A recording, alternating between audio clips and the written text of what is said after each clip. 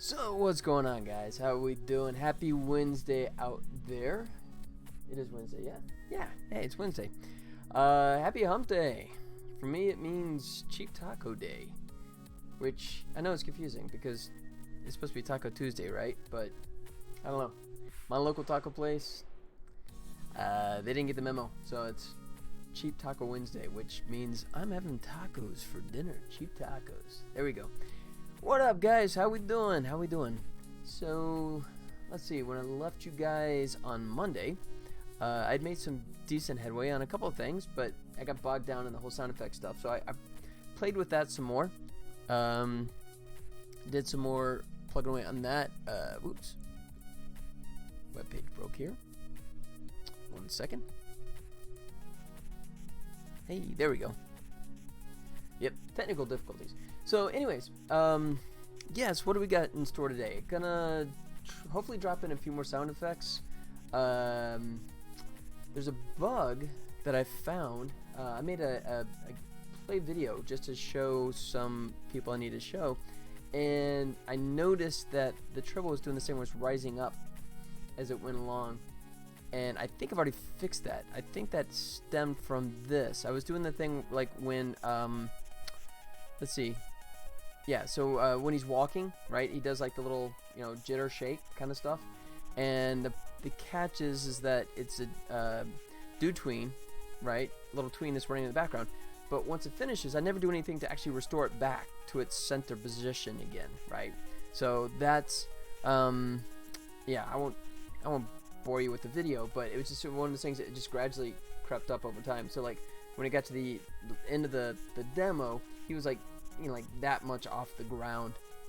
And yeah, it's just this one guy that I use as an offset, the flipper game object that's normally just used to flip them left and right. But I just dropped that in right before I came on here with you guys, and my guess is that'll fix it. So basically, when it hits the do shake, which it does that when it starts and stops, and then it checks, and otherwise it just reverts it back to 0. So I don't think we're going to see that anymore. But tell you what, I'll do a playthrough just to check it, and you can see what new things I dropped in there, including some more music. So let me mute that for a second. All right. Let me do a quick check over here real quick. Yep. All right. So here we go. Fire this up. Tell you what, I'll go full screen here. So got some temp music in there as well. So that's new, right? I don't think I had that little hip noise in there yesterday or Monday. So I got that. You guys can tell me if that's working or not.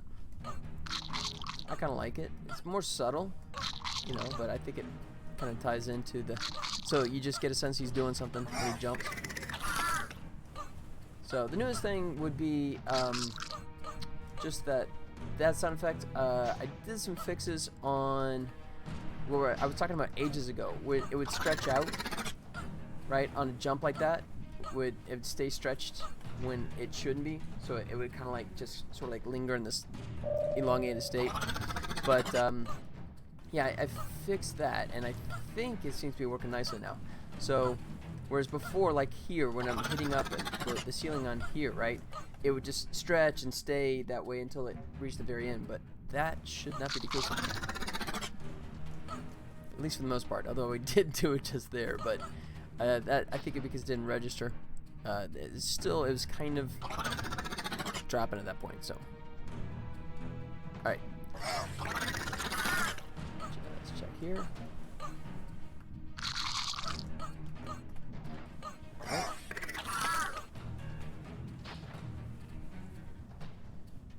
All right.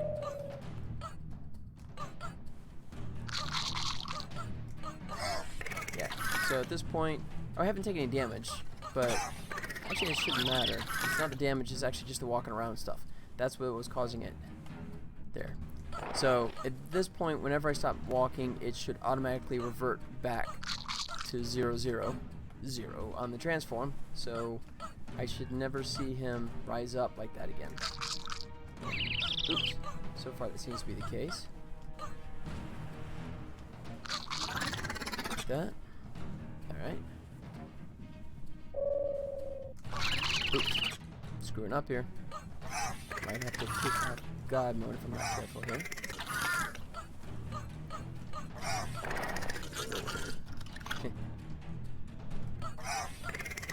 There we go.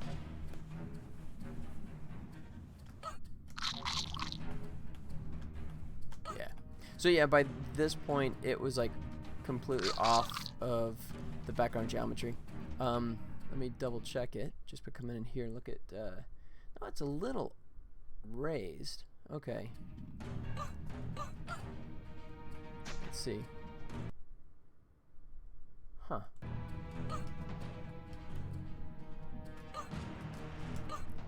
Let's see. I might come up with a different approach, because right now I'm doing a little trick thing where I'm just sort of telling it to come back on itself.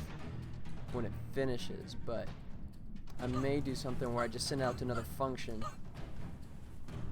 and then bring it back. So that way I know for sure that every time it finishes doing that little move, it resets.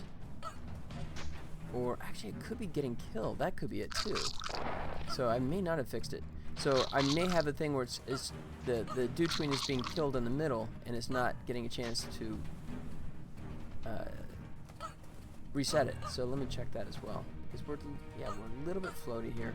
Not much. Let's see. No. It's like right there, almost at 0. So it's not as bad as it was before. Before it was like really, I mean like a ton of pixels in between. I mean it was obviously floating off the ground. So much so that it was actually kind of slightly affecting the gameplay a little bit.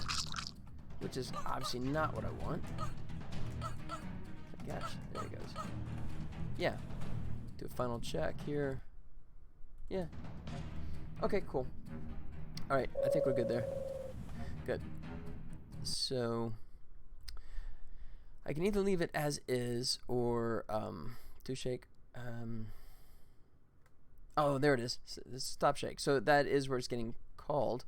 So if I just drop it into here as well. There. Boom. So I'm covered. So either it sort of like peters out on its own, or if it gets a call to kill that tween, now it'll reset back to 0. So at that point I can consider that definitely fixed. So we're good there. Cool. Alright, so that's one thing off the list. Let me put the old music back on here.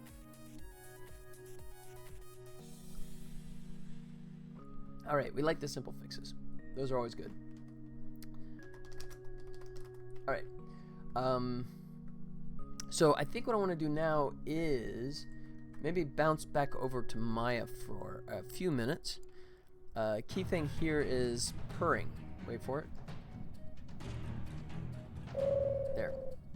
So we hear it, but we don't see it, right? There's no visual indication. So it'd be nice if we had a little purr animation kick in there.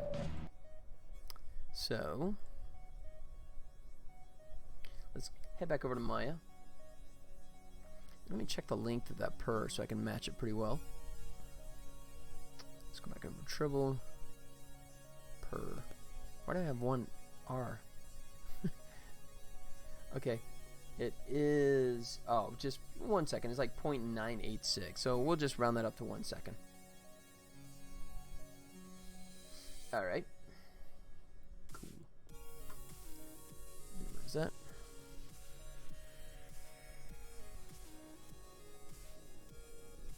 Let's see if I have... No, alright. Just make sure I load up the base guy. Alright, Tribble setup. Don't save. Yeah, that's not a setup, that's actually moving. What the heck? Okay. That's not good. When your base setup file has animation attached to it. Yeah, I'm gonna have to yell at someone. Oh wait, that's me. Alright, let's go back to idle. Don't save. Yeah. Alright, so you know what, I may just take the idle and kind of tweak that, just push it further. So, tell you what, but first, let me go ahead and grab all these guys, and I'm going to save this first before I delete. Go setup. Let me correct it. So my setup file actually is a true setup file. That's not good. Alright, and we got some animation on this guy. Oops. Let's go front view. There it is. Kill that. Delete. Oops. Last one. Delete. There. Alright. Oh, excuse me. Let me just double check here that we have no errant keys floating around anywhere. Nope. Looks clean. Yep. Okay. Now we're good to go. So we'll save that as Tribble setup 3.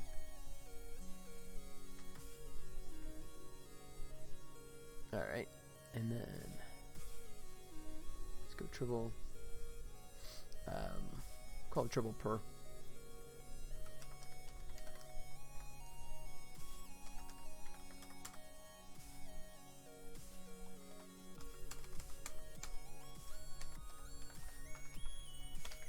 are 2 R's, aren't there? In purr? Okay, there are now. When it triple purrs, there's 2 R's. That's the rule.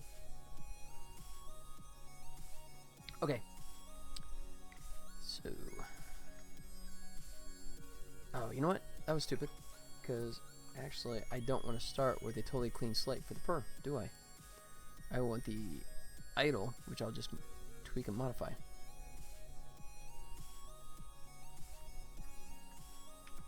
Yeah. So let's go back and save that. Purr. Done. All right. Good. Okay, so first thing we can do is take all these keys and compress them down just to boost the speed.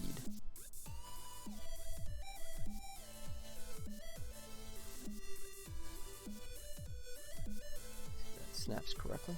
Yep, it did. Yeah, that's a good start.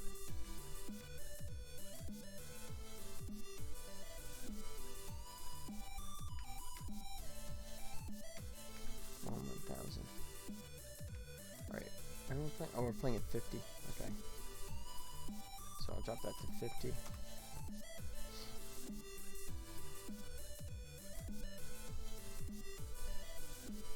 Oops. Oh, that's right. I didn't actually compress the locator. Just the tufts of fur. So let me correct that.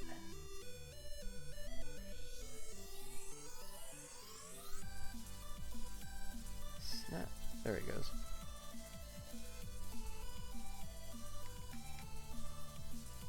Yeah. And then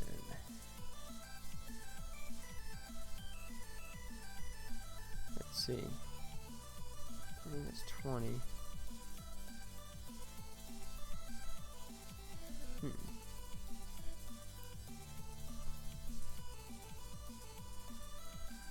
Get a little lazy here.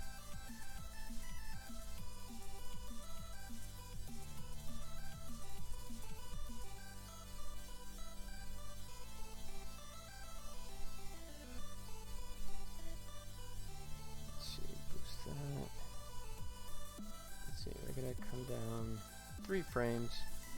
So I'll tell you what, I'll just kill that one. 2, 3. Oops.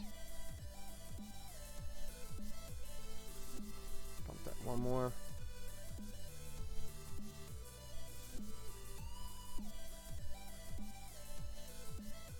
Alright. And then I think what I'm going to do is dial back that one a little bit. Let me check this out here.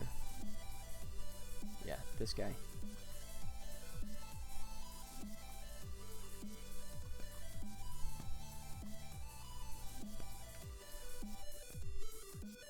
No, it's still kind of unnecessary at that point because most of his little purr would have happened at that point. So really want to dial this down a lot, I think.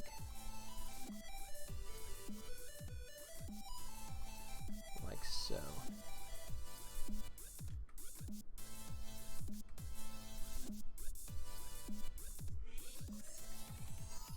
yeah. Hey, uh-oh, I got raided with a party of 16. Welcome, guys. Hey. How we doing out there? Look at that. Thanks for the raid, man. How's it going? Hello all. Hey. What's up? Hey. And his Swedish meatballs are joining in. Well, I hope your English is okay because my Swedish is non-existent. What's going on? Hey guys. All right. Welcome everyone. I'll give you a quick rundown of what I'm working on. I'm actually making a game based on Tribbles from the TV series Star Trek. Right? Yeah, Rick and Morty fan. Oh yeah. Waiting for the new season of Rick and Morty. So yeah, I got those guys down there. Oh sweet, thanks for the follow, man. Wow.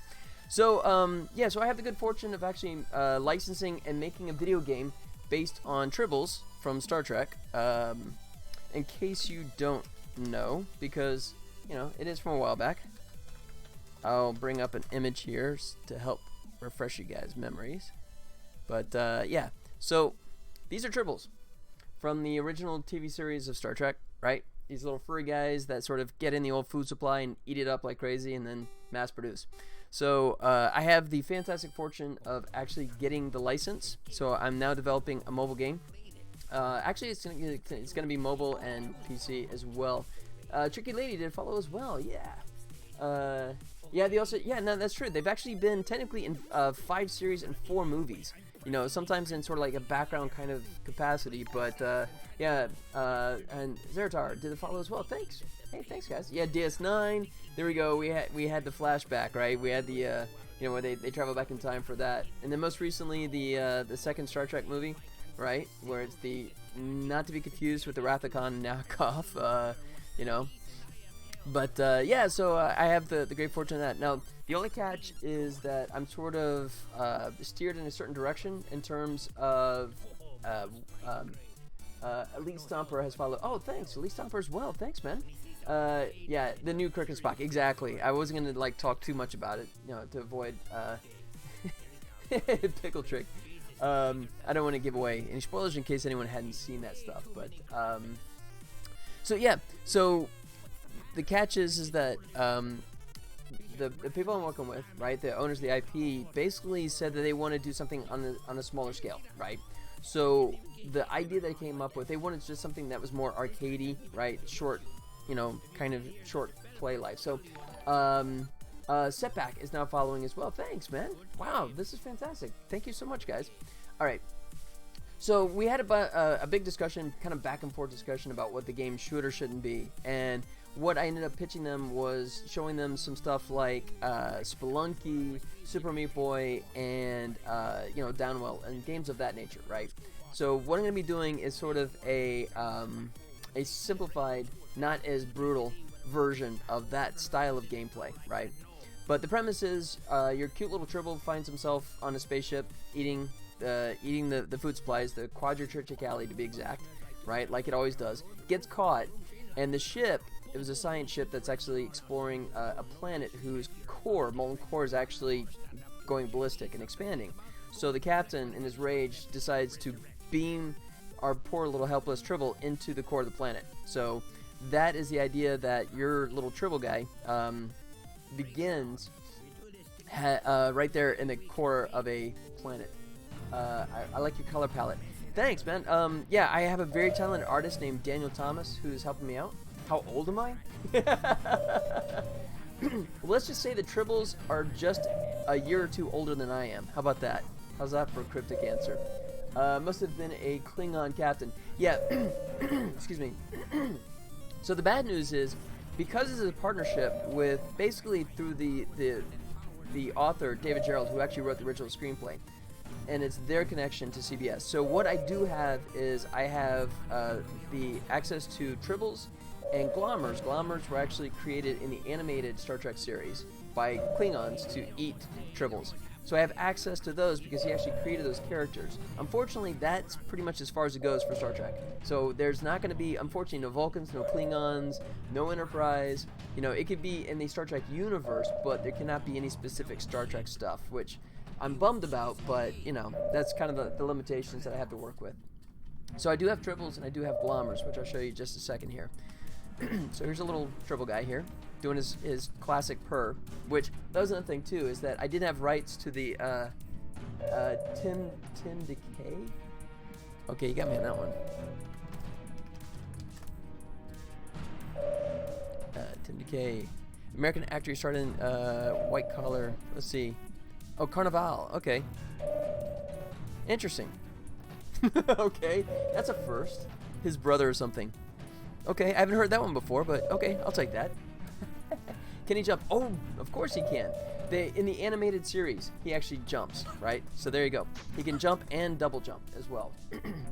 He can jump and he can wall hang, because in a lot of episodes you saw this little guy just hanging out on walls and stuff, especially like in DS9. There was a lot of them kind of like hanging on the back walls. So, Yep, you can do that. These little areas you can find that reveal these little hidden areas as well. So the little green things are supposed to represent the Quadritricali that you can. Who do they say you look like? Who do? Oh. I hear mostly the most frequent one is Jim Carrey. I used to hear that actually about 20 years ago, back in the old In Living Color days. I heard that a lot, but you know, less now since, you know, yeah, you go look at a picture from Jim Carrey in like Once Bitten. Go back and watch the pictures of him in the movie Once Bitten. Yeah, we were kind of on the same line there, but you know, I'm not bragging, but I think I've aged a little bit better than he has. So, and oh, here's a glommer, by the way. So this is these glommers. These were created in the animated series by the Klingons, right? To eat triple. So you gotta watch out for these guys, right? And they just kind of patrol and wait for you, right? And when they see you, they charge, right? And if they catch you, they do damage, like that. But if you time it right, you can squish him. There you go. He plays in Sonic movie. That's true. That's right. He's like the villain in the new Sonic movie, right? That's you like him? Yeah. Yeah. He was actually in a TV series like in the early '80s called The Duck Factory, which I mean it's like I don't even know if you can find anymore, but he was actually kind of fun back then. I mean, it's before he went like full zany, right? I mean this is pre In Living Color days. Not that old. I'm from 1989. All right. Yep. Well, there you go. I am old enough to remember that stuff. So I am a child of the 80s, as they say. But so this is the game. So you can see I'm kind of working my way up, right? Great. I'll call you Gramps. Thank you so little. Thank you. I resemble that remark. How about Pops at least? 89. I mean, you know, that's like Pops range, not grams. So you can see the little cracked here, right? The cracked tile, and those are the hints that there are sections that you can break into and have little hidden areas. Got these little volcanic things kicking off, which I don't have the sound effects dropped in yet. That's one of my to-do list things today. You don't know? Yeah. So, oh, just to let you know, by the way, this is only about 2 months worth of work so far. So, I mean, this is still really early days. There's still some stuff that's placeholders.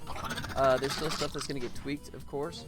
It could probably be my brother. Okay. Oh, I have 2, and they're 50 plus. Oh, okay, then there you go. That would work. Wow. So there was a definite age gap in there, right? You know, between when they came around, when you came around. So maybe that's, yeah. Yep, you hit it. Yep. Actually, I am the big 5-0. That looks great, man. Thanks, man. I appreciate that. Thank you so much. So yeah, I'm pretty happy with my dad is 70 plus. Gotcha. Right. Well, that's the area of my folks there. Right. So, yep, we're on par there. Wow. So yeah, you were a late bloomer, I guess. But that's cool. Yeah, so I'm definitely closer to your brothers than Gramps. All right. So yes, the idea would be sort of like, you know, like I talked about, Downwell, Splunky, or Super Meat Boy. There's some of those influences here, right? Where you're, you know, dodging stuff and trying to go through as fast as possible and not hit stuff, right? Tall Ender. Oh, okay. Nice. Sweet. Yeah, well, I'm coming to you from Las Vegas, so here we just say whatever. Yeah. Yep. Alright, almost done. Oh, shoot. Uh-oh, I'm down to 1. Okay, I'm going to turn on God mode in case I screw this up. I got my last level here. Just show you the last little bit here. But I think at this point you guys get a sense of what's going on, right? So you'll pick up the little things there, the Quadritricali, right? And that'll boost. You can actually score power-ups and things of that nature, right? That can help in the game. Oh, yeah, it's a good thing I did. And then, so this is temporary ending right here, just for the demo. Your levels are randomly generated. No, actually, they're not. I toyed with the idea, right? I know that, yeah, I know that Splunky and Downwell are very much procedurally generated, but what I liked more about the Super Meat Boy is that they're really tailored, right? So I was toying with the idea, and I had a friend of mine here in Vegas that was offering to help develop the random generated kind of content, but the thing there was just that because it's random and because it's really hard to steer, you end up getting sometimes some generic gameplay, right? You know, whereas if you do craft it by hand, right, the downside is it takes forever, but the upside is the fact that you're going to have lots of perfect timing kind of jumps and things like that. It'd be cool if the finish line was a pile of Starfleet rations. Well, this is temporary too, right? So the premise will be that you start off in the core of the planet, right? And then you keep working upwards. And then the next one will actually be like a canyon, right? And then you're going to face off against more Glommers. Glommers will be throughout the game because Glommers are part of Star Trek lore. But once you get in the canyon, you're also going to face off against a sandworm, right? Who's going to be able to, like, kind of go in this little tunnel and move from level to level. So he'll chase you more, and he'll only be vulnerable when he turns around. So he's going to be a harder enemy.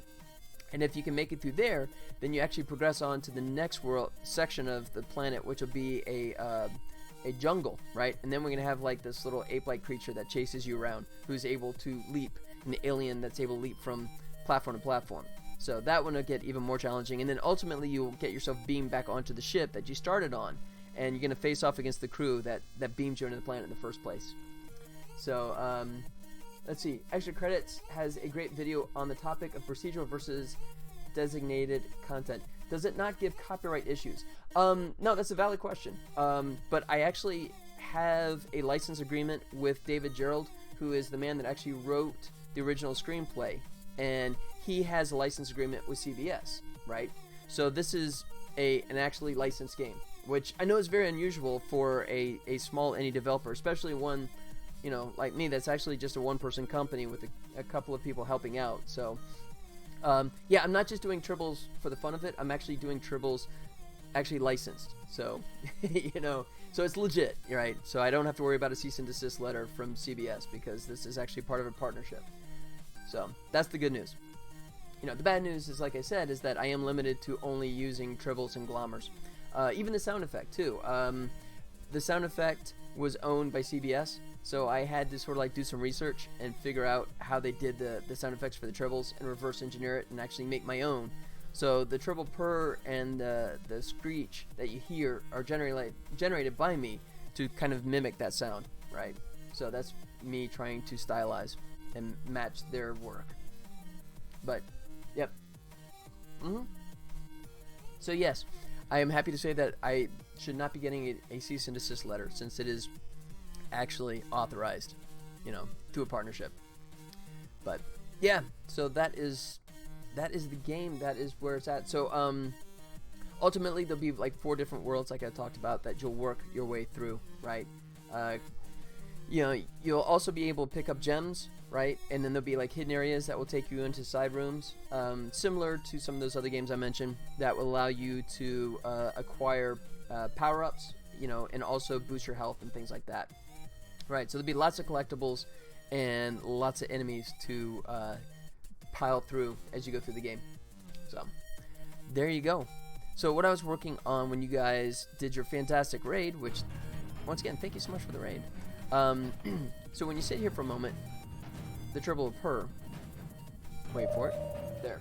But you notice it just kind of sits there and doesn't do anything. So I was going to do a purr animation. Zeratar went to bed. A powered up Tribble. Yep. Yeah, and then it's not going to be too crazy. I'm free to give him a follow back. Okay, yeah, we'll do. Yeah. But oh yeah, so for power-ups. A Twitch idle RPG game. Oh, sweet. Okay, that's nice, man. I'll definitely check it out. So yeah, so there'll be a couple of power-ups. Things like invincibility, right? A healing ability, and then sort of like a screech ability, which would be sort of a quasi-attack weapon, right? That you could use on an enemy, just as like a one-time only kind of thing. Do they recharge health when they just sit and rest? No, they won't. You see the health up here, but it will be one of those things that if you can collect more of the Quadro Triticale, which I'll just call QTC from this point on because that's a mouthful. But if you collect enough QTC, then it can replenish and come back up. You'll also, like I mentioned, have ability to get a power up, which you can do an instant heal kind of thing. Did you make your own chatbot? Nope. No, I did not. I've done very little, actually, with the whole Twitch stuff, unfortunately. QTC is food, right? Yeah, it's grain. So the funny thing is, Triticale actually does exist. It's just a form of wheat, right? Fancy name for a type of wheat. But, you know, when David Gerald wrote the screenplay for the Star Trek episode, he put Quadro in front of it because that just makes it sci-fi-ish, right? So Quadro Triticale, but Triticale actually is an existing form of wheat, kind of a hybrid thing. Yeah. But that's it, and then of course they love to eat it. And one of the questions I always get asked is like, okay, well, are they pregnant? And they like produce a bunch of other tribbles. Wheat. Oh, sorry, not weed. Wheat, like grain. W-E-A-T. W-H-E-A-T. Wow, my spelling skills have just failed me. Yeah. So, let's see. QTC, not THC. That's a totally different game. Yeah, stone Tribble. How do you tell if a Tribble is stoned? Alright. Let me do a quick check here. Alright, give that 1 second. Okay, so what I was going to do is bounce back over into Maya. Imagining a roguelike generational Tribble game now. They get the munchies, that's how. Oh, that's what I was going to mention too. Excuse me. So anyone that really knows Tribbles well, right, knows from the original TV series that they're born pregnant, right? And then they can just like mass produce. But in the animated series, which Paramount says is canon, so this does count, someone get some soup. Excuse me. He keeps... Oh, me? Here we go. One of the joys of living in Las Vegas, man. It's very dry out here. So, soup! Hey, where's my soup? Oh, no. No, that ain't gonna happen. So, in the animated series, they also genetically engineered the Tribbles, so they're no longer born pregnant, right? So, if you call water soup, yeah, Diet 7-Up, close enough. So, I'm now wondering about the wheat, though. Oh? Yeah? Let's see. Let's see. Triticale. Yeah. So, yeah. So, this is actually an existing thing. Triticale is an existing thing, right? But if you just put the word Quadro in front of it, then it becomes, you know... Then it becomes sci-fi. Then it becomes part of the Star Trek lore. There you go. So, obviously the Tribbles still love eating the QTC, but I am not going to deal with the idea that they're going to mass produce all the time, because that just sort of complicates my game and kind of takes it in a totally different direction.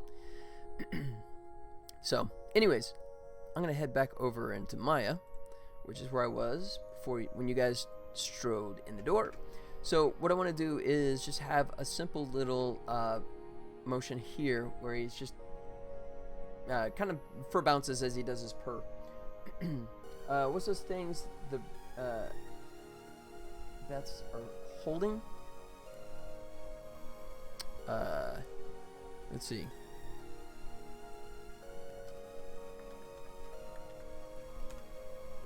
Wait, you're talking about the image I just showed, or are you talking about in here? There you go. I mean, if you're talking about this shot, that's when he's looking at that Quadro Triticale there. Oh, the stream overlay. Oh, the little characters. Yeah, I'm not sure.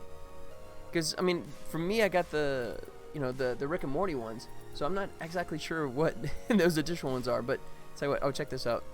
So just in case you guys want to get airborne, there's a bombing run for you. There you go. Everyone flies. I'm not sure actually where those came from. Honestly, I don't know. Why Maya? Maya will be making a nice chunk of change when you start selling the game.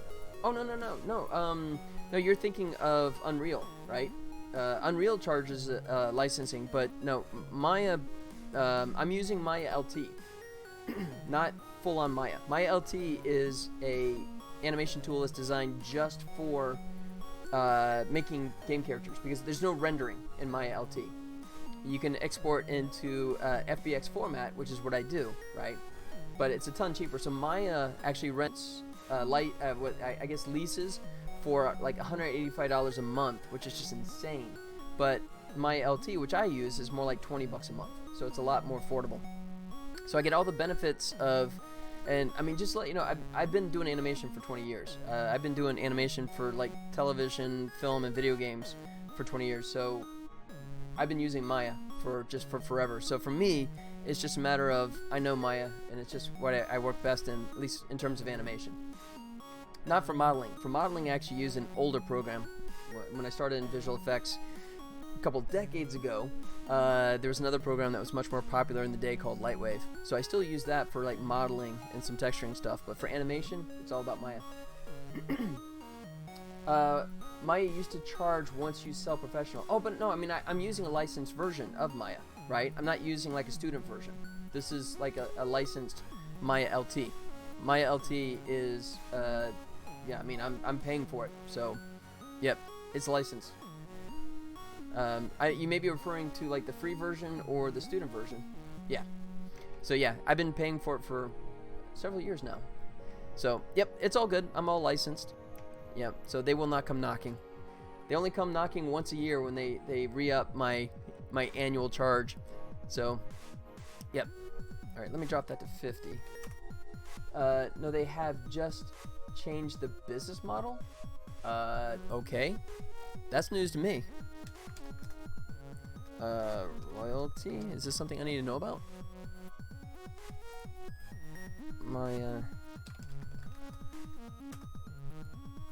Do you have a link for that? They used to charge for a bunch of stuff. Alright. Alright. I'm not... Oops, just dropped a bomb on you guys there accidentally. Not too sure. I mean, if you have a link to something that talks about that, I mean, obviously I'm totally interested, you know, to find out what the deal is, but any profit you made, they wanted their share. And for Autodesk Maya? Okay. I mean, like I said, for Unreal, I'm used to that concept, right? But I have not heard about that with Autodesk. So, oops, I just stretched it. Sorry about that. So yeah, if you have a link for something, definitely forward it on. I'd like to see that, but oh, back in the day. Oh, you're talking about, okay, gotcha. Okay. Studio Max 3D was the same way. Gotcha. Yeah, of course they're both owned by Autodesk and XSI. Let's have a moment of silence for XSI. Okay, good enough. Which is a shame, and I actually really enjoyed animating in XSI. I thought that was a fun program, but gone. They were like dealing with the mob. Well, yeah, and I mean, you know, like I said, in my early days, yeah, I was all about Lightwave. You know, I mean, that's what I really started on, you know, a couple of decades ago. But I mean, Lightwave sort of, once Autodesk started focusing on Maya, and then once they claimed 3D Studio Max, then that was kind of the end. Lightwave started getting shoehorned out of all the companies that I was working for, which is kind of sad. But yeah, I mean, it's not a cheap program, but I mean, it is good, you know, at least for the animation stuff. Alright, so I think what I'm going to start with is just by ramping up the rotation on this guy. Excuse me. Alright, so let's start with this and pump that up a bit more. Oh yeah? Oh, Gmax. Yeah. That was a while back. Alright. Alright, so that's not bad, but I think what I want to do is also play with a little scaling on it too, which is stripped version of Studio Max. Yeah, vaguely remember that, but yeah, that was, yeah.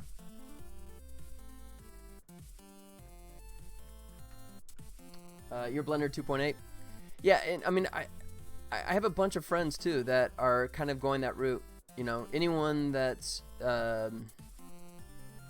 you know, that's doing any work outside of paid work, then a lot of them are doing that, right, where they're kind of just switching over to Blender. I haven't touched Blender in well over a decade. I mean, and so I mean, I was using one that was a lot more archaic back in the day, and I got a little frustrated with it. But I mean, it's definitely one of those things that it is nice now. Okay, yeah, I've got some friends that are jumping on board with it as well, and if I had time, I would definitely revisit it and give it another chance. Switch that back. But yeah, that's cool. I mean, I've seen a lot of people do some really nice stuff with it, you know. And then the old Bunny video, I don't know if they've done anything since Bunny, but Bunny was beautiful, right? That was a nice piece of work. Let's see. I think I need to do one more here.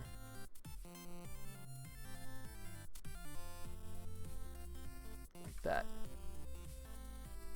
Yeah. Subtle, but I have bunnies. It leaves some balance and completely free. That is true. Yeah, I always say that anyone that's coming into the industry now that is starting to play with this stuff, definitely start off with Blender for sure. They've done a couple of showcase projects you should check out. Apart from, oh, there you go, Big Buck. Yeah, that was it. Yeah, that's cool. Yeah, I'd like to give it a try.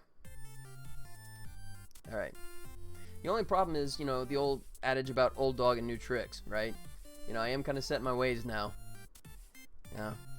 After umpteen years of working on Maya, I like the Spy Workshop. Oh yeah. I forgot about that one. I did. Okay, I remember that one. He like goes in and it takes him down. I did see that. I forgot about that one. Yeah, you're right. I wouldn't say Blender shines with 2D sprite-based workflows. Yeah. Yeah, that was really good. No, I forgot about that one. You're right. That's a totally valid point. All right. Yep. Let's see. Let's kick this over into Unity. I also have ADD. I miss most of your chat. I'm the same way, too. I mean, I get total shiny keys sometimes, right? I'll be like listening to some, you know, I listen to like streaming soundtracks all the time, right? And just in the background, and then it'll play like a movie, and like I'll think about the movie, and I'll think about an actor or actress, and it's kind of like, hey, what have they done lately? And I'll go into IMDb and start checking them out on there, and it's kind of like I come back to what I'm supposed to be working on, and it's kind of like, wait, what was I doing? Yeah, so, all right, what was I doing? Oh, that's right. Let's go back to documents, go by date, go into my Tribble Troubles, assets, and now we'll go back up to name. A new Blender movie was just released in April. Oh, sweet. Okay. Yeah, do you have a link to it handy? Or you can toss me a name if you want, but a link was helpful as well. Animation, Tribble, and this would be Tribble per. There we go. Alright.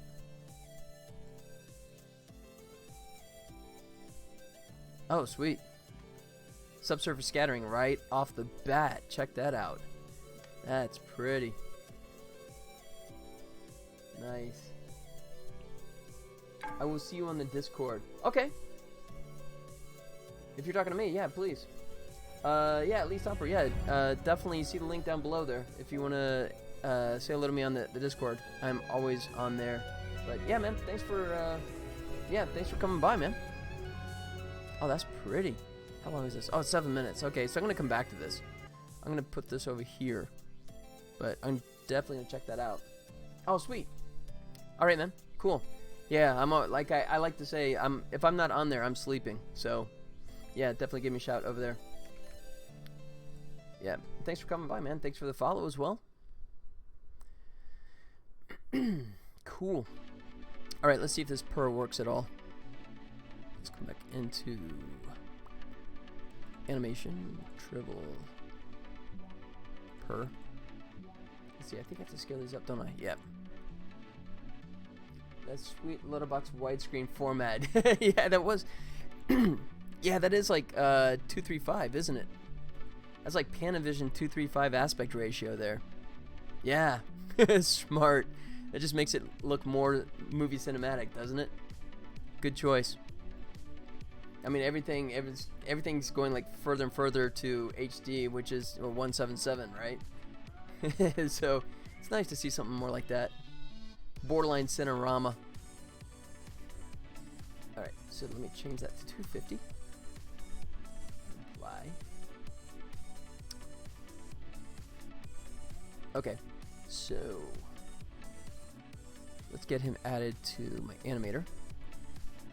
So let's see, I think for the idle, I think I'll go into it and have it just, I'll do the purr and have it just come back into the idle. So let me just take the duplicate out. I don't know what you guys do, but I always just yank the animation out of the actual object and do a separate one so that way I can add animation events to it, since it won't, it's all like read only once it's the animation's still attached to the character. And I just rename it here.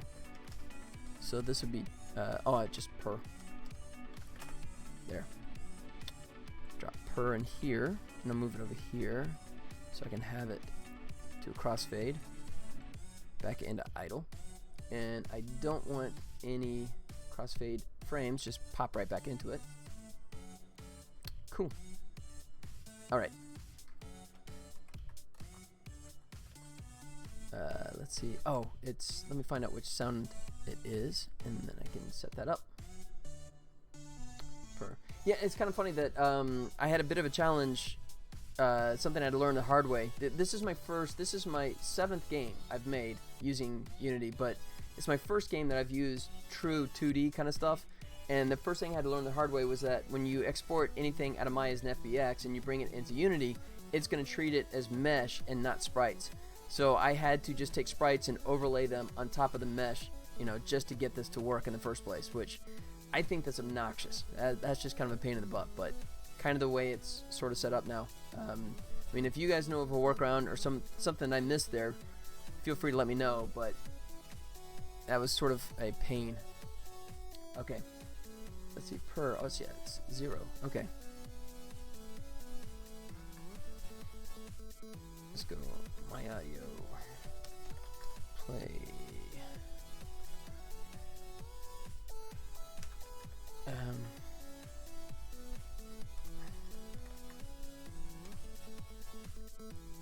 Let's see.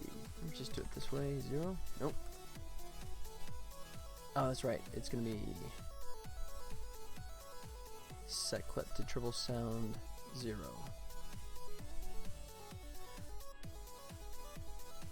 Play sound. Oh, that's okay. I forgot. I actually tossed that out in a separate function. Really? Play sound.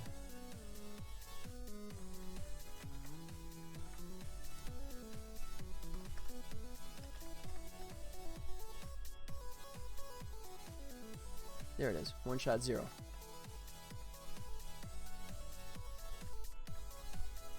Alright, so that's the only place. So, that is where the purr happens. So, we can do that.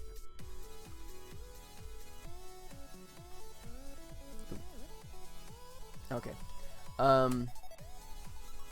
Let's see. Oh, I just got my t-shirt ready. So I'm getting a t-shirt printed up. I have the great fortune of actually doing a table at San Diego Comic-Con. Oh, which, by the way, check this out. Look what just came in the mail today. There you go. There is the badge for San Diego Comic-Con. So I'm gonna have, since I have a table where I'm gonna be demoing this game for the first time in public. So I have nice little t-shirts that will. Oh, let me show you the logo. You guys can tell me what you think here. Check this out. Load this up here. The promo t-shirts.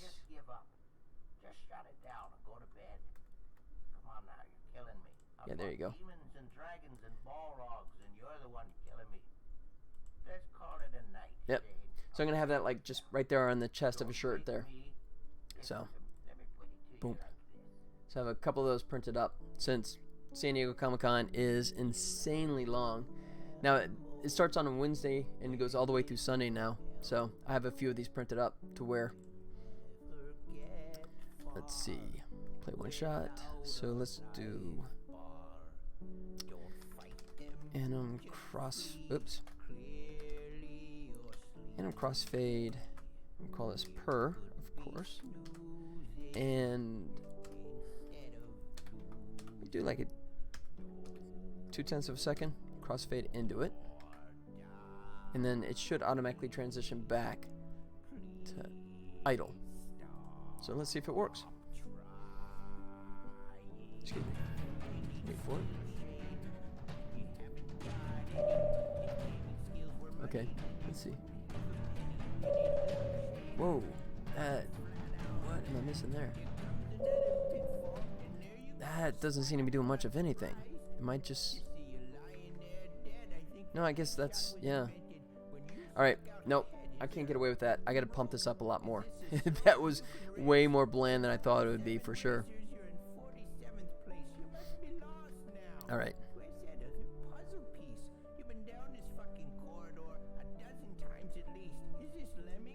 Alright, so, yep, I gotta work this.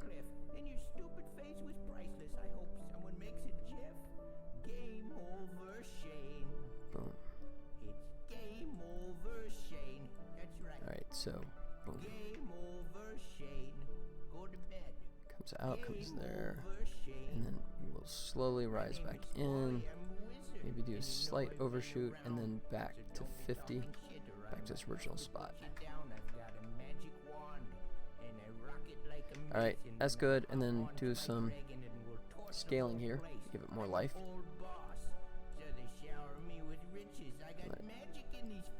Come back down like that. Up. Oh shoot, I don't have keys on those. There, now everybody's got a key.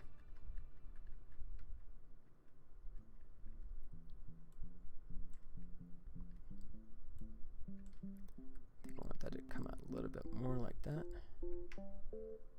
Ew. Nope.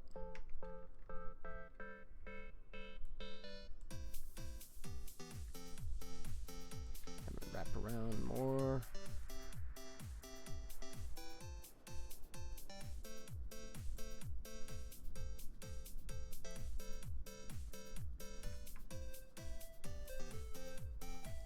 Nope, a little floaty.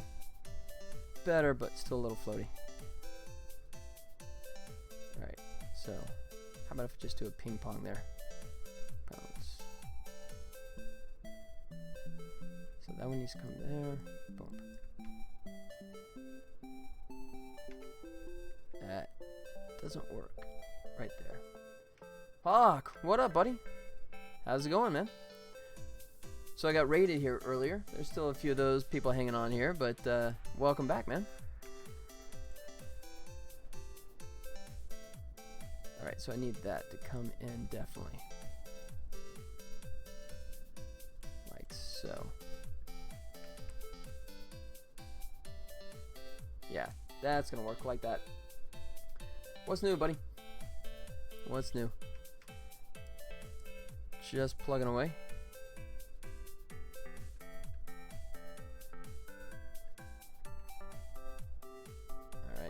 Separate that out. Back. Yeah. Have it rise up. Extend up like that. Oops, too much. I've been working on a custom car suspension and movement in Unity, and it's breaking my brain. Wow. Dude, that's ambitious.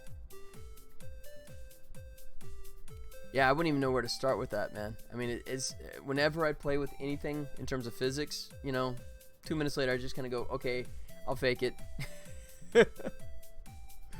That's cool. Are you thinking about doing it as like a sellable asset in the store? Or is it just something you're doing for yourself, or just something for play?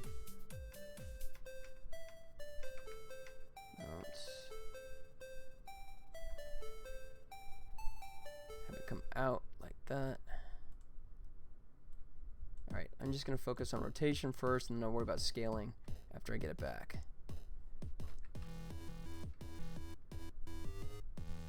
Like this.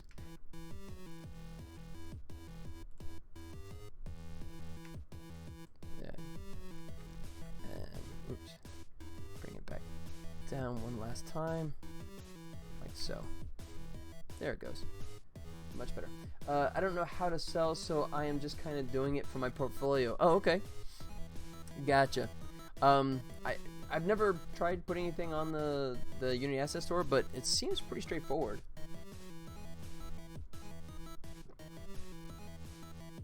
I know there's like, what is the one called? Eddie? I think there's one called Eddie out there, but I mean, competition is always a good thing.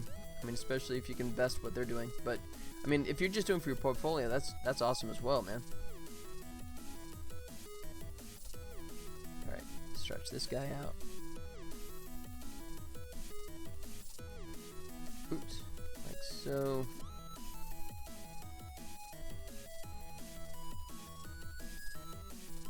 And then bring him back like that. All right. Starting to get a little uniform here, so I'm gonna like push this a bit so they don't look like they're all glued together. And then let it separate big time. Maybe come up, start to rise back. And where is the final? Ooh, too much.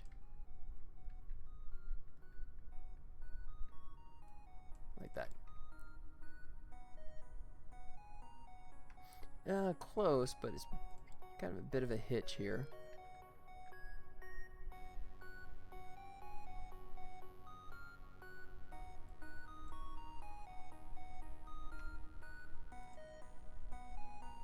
Yep, that right there. Boom. Maybe bring that back and that one that way. Ooh.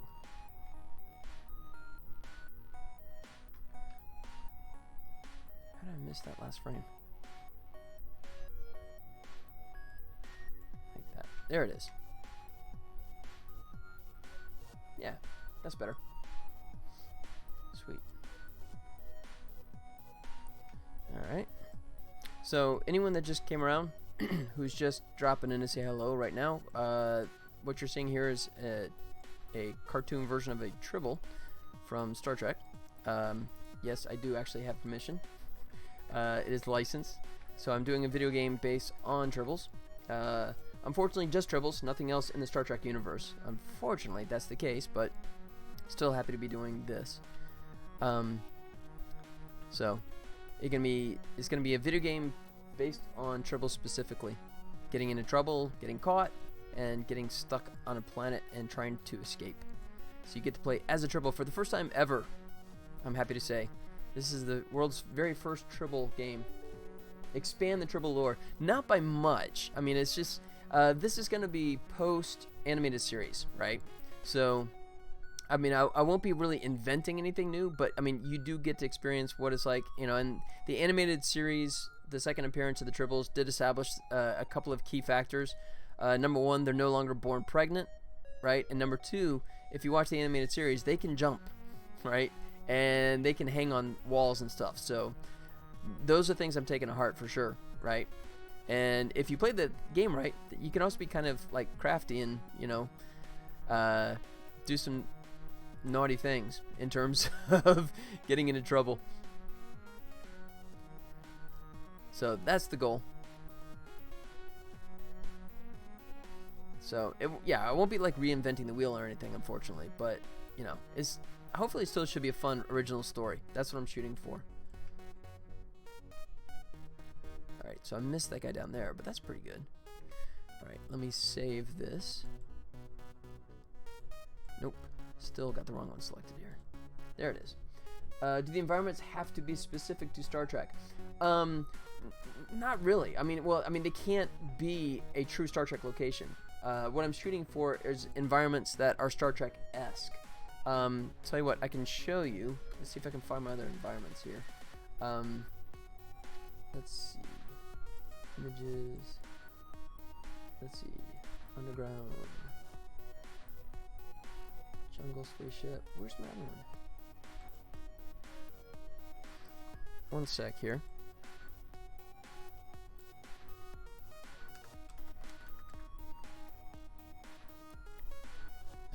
Let me find.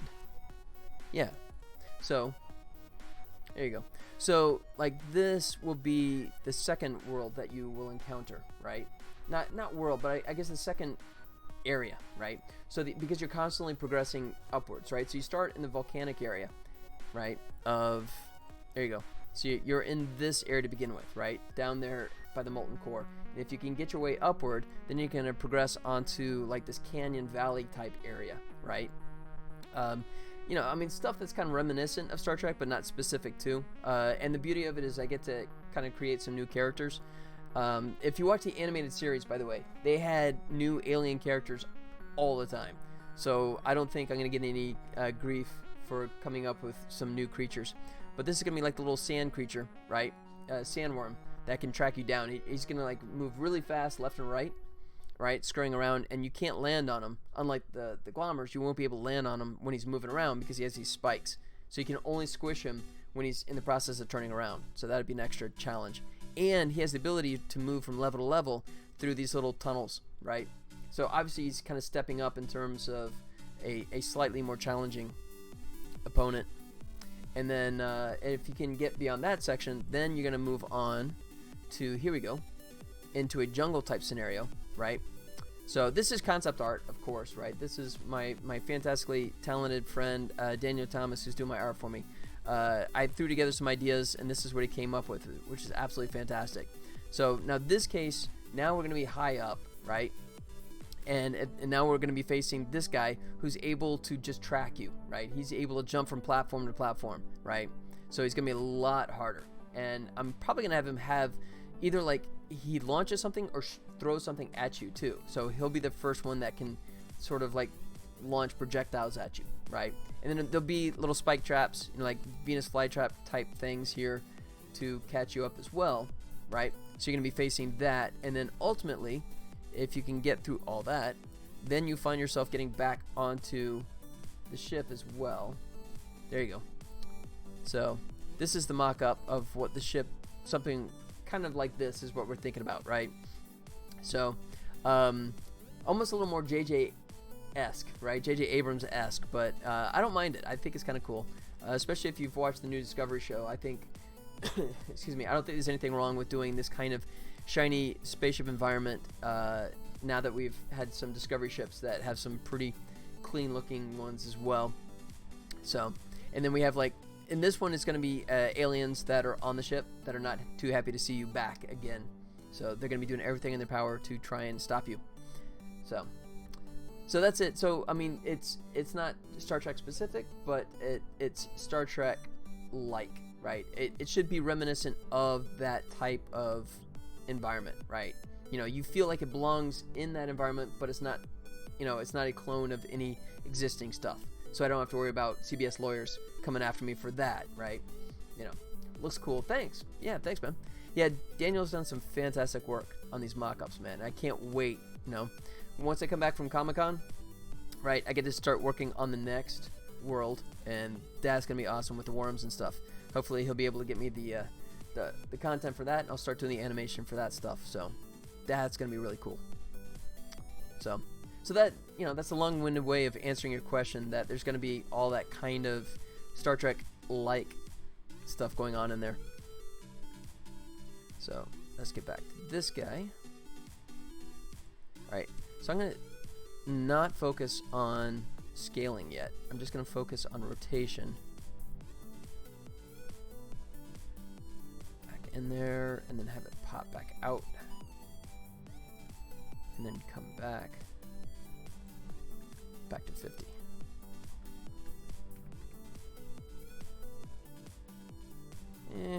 That's a little far right here.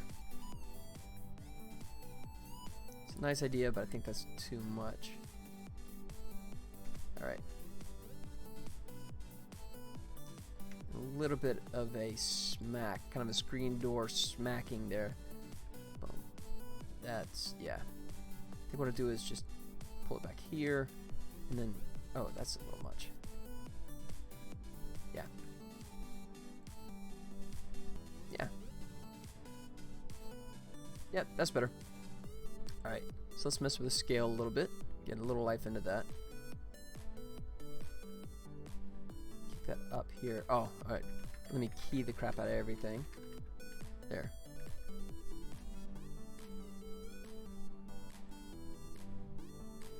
Let it come up again. Like so. Alright, I don't think it goes... I have that key there, so it's... Yeah. Bounce up. There. Like so. Ooh. Nope, that's terrible.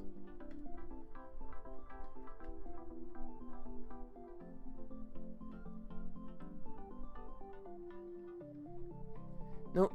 Absolutely terrible. It was better, and then I ruined it. Alright, have it come back in there. Ooh. That's why. Because I did that scale.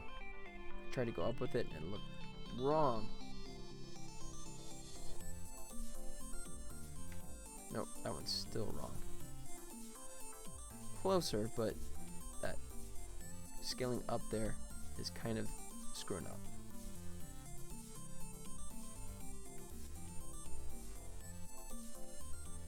There it goes. Yeah, I can live with that. So I watched, I don't know if you guys ever watched John Carter Mars. I guess it was just called John Carter, the movie. It's been out for a million years, right? And it was on Netflix, and I figured I better watch it before Disney yanks all of their stuff off of there. I know that's coming anytime now, right? But maybe it's just because I had everyone that bashed it so bad over the years that I had such low expectations, but I actually thought it was kind of fun. I thought it was, I mean, it's obviously fantasy, right? The fact that they're walking around on Mars and, you know, breathing and that kind of stuff, you know, but I mean, because it's a story that, you know, took place, you know, Civil War era, right? So, I mean, just treating it in that sort of, like, mindset, I don't think there's anything wrong with that. So, you know, and I mean, I like all the stars that were in it, too. I mean, they had a lot of famous faces in there. But, yeah, I think just because I had so many people talk it down for so many years now that I guess I had lowered expectations, so I thought it was actually pretty enjoyable. I mean, there's major plot holes, right? There's major gaps in the logic and stuff. You know, I was thinking about it this morning. There's things about it that, you know, and second thought, you think about it and kind of go, that actually makes no sense, you know. But I mean, just in terms of, like, I put on par with, like, Rocketeer in terms of being like a lighthearted, fun film. Nothing that insane, but still pretty entertaining. Let's see. Alright, so I need him to come back in sooner. Like so. Yeah. I think it's going to look much better. Still got to do those guys on top, but it's getting there. Okay. Let's see. Oops. Yeah. Go through. I gotta make sure all these guys are keyed.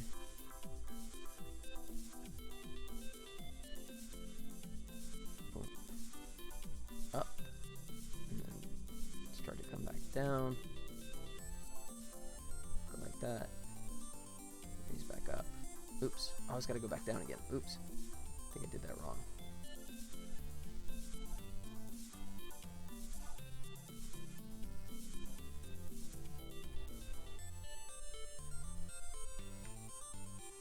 Oh yeah, and I also want to see, I was talking about that on Monday night, right? I was saying that one of the reasons I was kind of cutting the stream short on Monday was because I was going off to go see, to Toy Story 4, which that was fun. That was I thought that was a really original story. And pretty dark and creepy. I mean, as a little kid, man, everything scared me. So I'm thinking if I was like a little kid watching Toy Story 4, I would have been spooked. But yeah, that was fun. Guessing it might be the conclusion of the franchise, which I'm surprised since it is Disney and you'd think they wouldn't strip mine it for a million years, but I mean, time will tell. But that was fun, man. It was pretty original.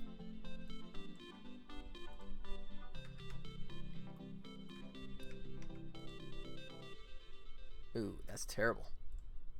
Alright, I was trying to be quick on that one and it bit me. Alright, let me go through, make sure everyone's keyed on all channels. Now we can wreak havoc here.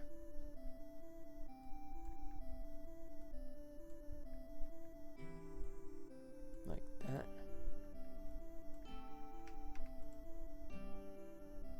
Nope, it's hitting. Yeah.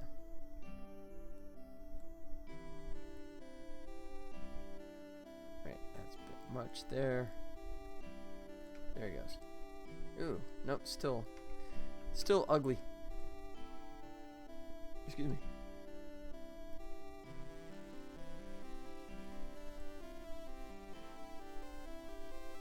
Yeah, right there. Make that arc a bit better. I think I have something with a curve here. Yeah, I think that might be hurting me. Is that the only, that should be the only thing. Okay.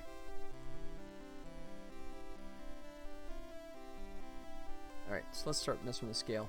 I think that'll give it a little more life.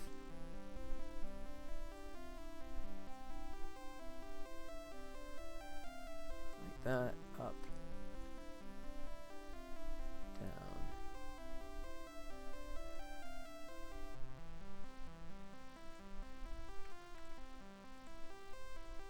Wow, this one is just going nowhere. I'm hating this one. Alright, I'm going to start mixing this up a little bit because that is just not working at all. So, when in doubt, start over.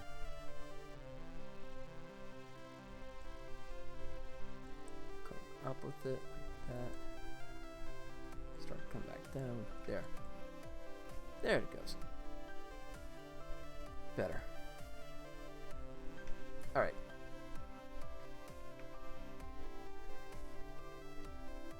Let's go. Oops. Let me make sure everybody is keyed.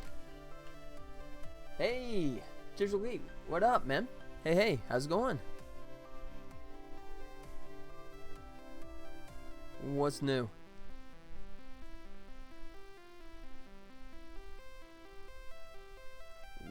Welcome. Just doing some more Tribble animation here. Adding a little bit more. Finally dug my teeth in and trying to make a simple level with Unity. Going okay so far. Sweet. So were you digging into the tutorials that are built into the editor? Which I think those things are fantastic, by the way. I know how much of a pain it is to start at the bottom of the curve, man. I hate that, but I've done some of those. Okay, cool. Yeah, I think they're a really good starting block for sure. Any kind of stumbling, anything like, you know, I mean, were there any kind of things that jumped out at you? It's like, I have no idea why this doesn't work or anything of that nature, or is it just starting to fall in place for you? I mean, I know you're starting, not yet. Oh, that's good, man. You're doing exponentially better than me. I was, when I first started using Unity, man, I was constantly digging, kind of going, what? Mostly like, I wanted to do the thing, finding the thing. Yeah. Yeah, for my early days, man, there was a lot of the proverbial crawling before I could run. And a lot of frustration, yeah. I've mentioned before, but yeah, my wife can attest to the fact that there was lots of swearing in the early days. Not so much now. I'm sure I'll get more technical when I try to play the level, but yeah. Well, that's cool, man. Well, I don't know how much of that is a credit to Unity and how much is credit to you just, being sharp enough that, it doesn't confuse you like it did me. But awesome, man. Let's see, I think that's going to be too much. Come back like that. Right, let's try and come out a little bit. Where are you going? Oh, we're going back in. Shoot. Alright, see if I can cheat this. Yeah, it's going to be much. Yep, it's going to be too much. Oof, that's ugly. That's ugly too.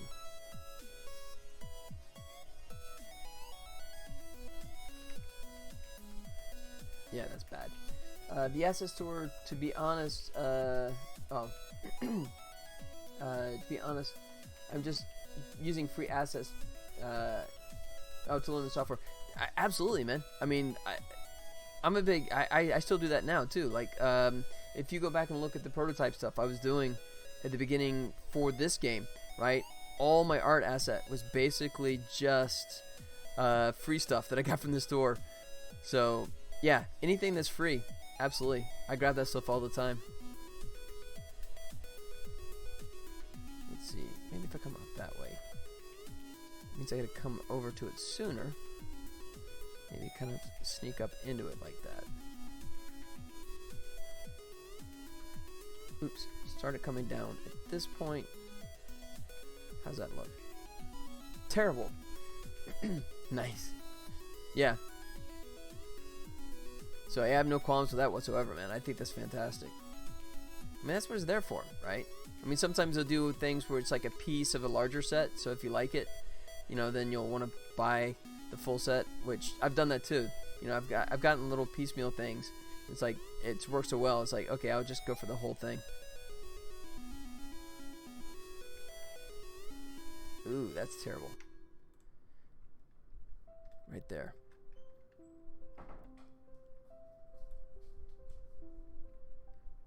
That's the big hit right there. Boom. Down more, and then come back up. Nope. Still too much of a jerk right there. I think that's just...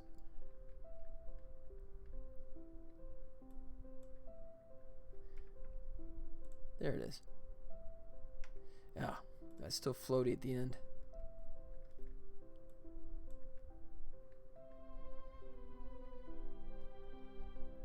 Start to come up there. Like so. Oof. It's terrible.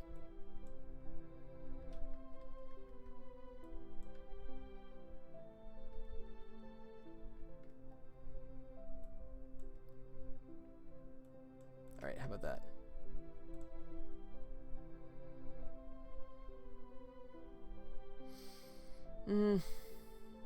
Maybe I can come up more. It's closer, but still not feeling right yet.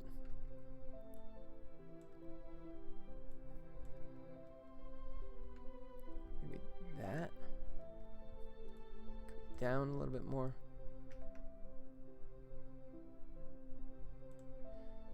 Tell you what, I'm just gonna grab this buddy boy here. Start with this one and just, oops. Kind of compress these frames down. See if it's... Yeah, that helps it a bit. Might have a pop in here. No, not too bad. This guy's a little bit funky. Let me check my scale. Yeah, he's doing something ugly there. Not too bad.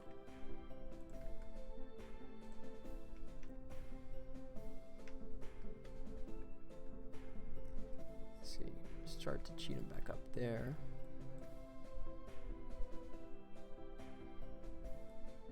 So now, since I squished them, I have a few more frames to play with. Like so.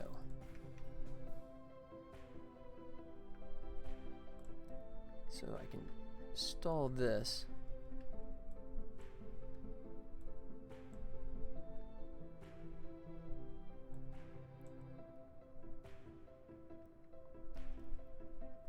See what that looks like. Yeah, I'm okay with that. Sweet. Alright. Where are we at? Alright, I'm gonna duck out for a quick restroom break, but hang tight. I'll be right back and finish this up, and I still got some other stuff to work on. I want to do the sound effects for the lava if I have time while I'm doing the stream, but we'll see. Hang tight, guys. I'll be right back.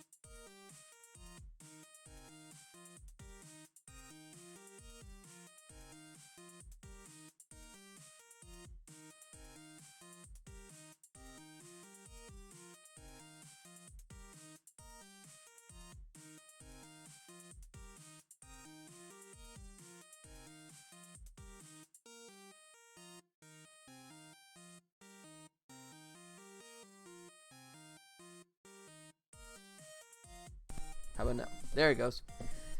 Yeah, I don't know why it does that sometimes. Sorry about that. Okay, I don't know when it dropped out, so I've probably been talking to myself for the past 20 minutes. Nobody mentioned it. Tracker, thanks, man. Oops. Yeah, I went to, okay, recover. Yeah. Yeah, that's strange. So, this mic, for whatever reason, sometimes when I mute it, when I do like a quick restroom break or something like that, and I come back sometimes, when I turn it back on, it doesn't actually come back.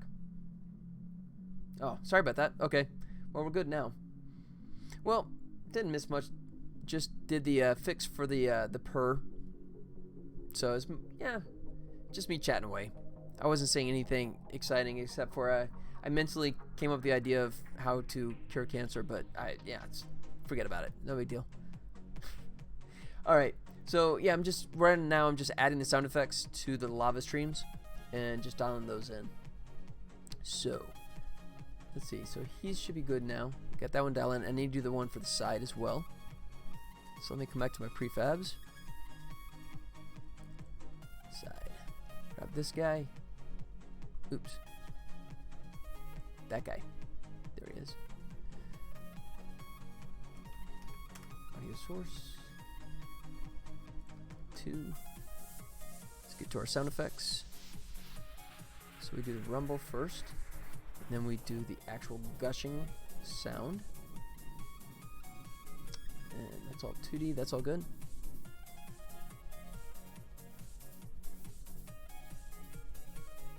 Audio source. And that should be it. Alright, let's give it a look and see if that is working correctly. Turn on God mode so I don't have to worry about hitting stuff.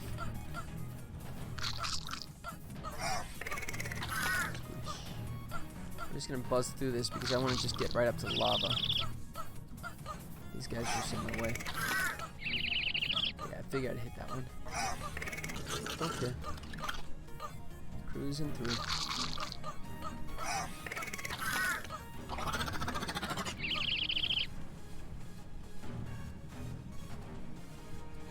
Uh-oh.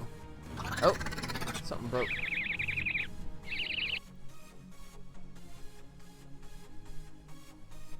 Player distance.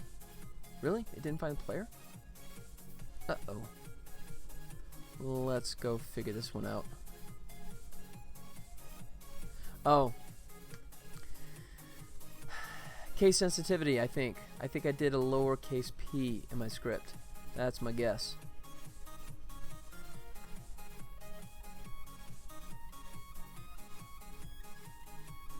Let's see. Alright. Yeah, he's not public, so I'm not going to see it there, but yeah, so my player is capital P, so that's it. There you go. Case sensitivity. Bit me in the butt. Alright.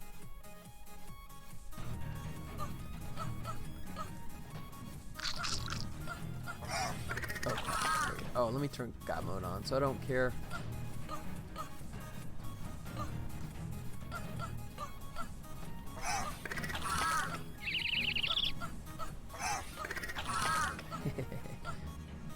Drive-by squishing there.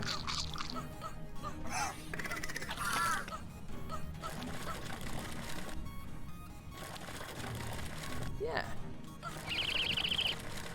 Nice.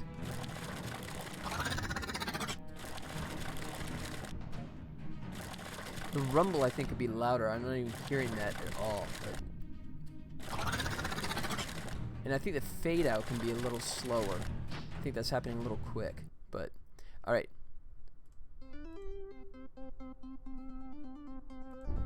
Well, that's already maxed out. Okay. It's going to clip if I push any more than that, so I guess I'm not going to mess with that. But I can mess with the fade out.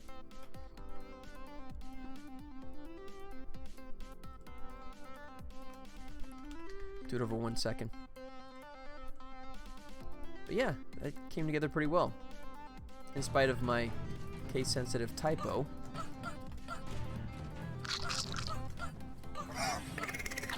Squeeze.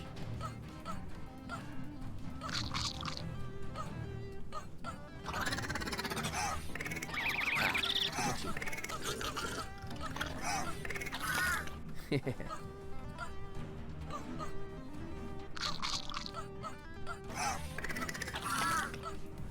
you go. Still. That's weird.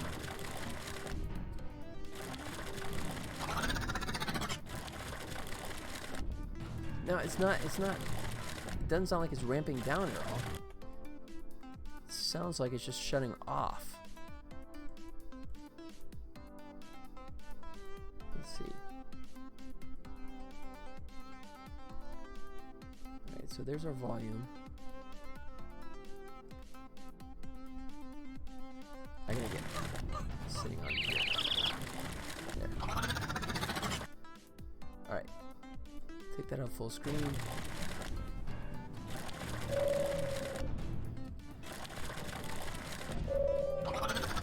Oh, because the sound isn't looping?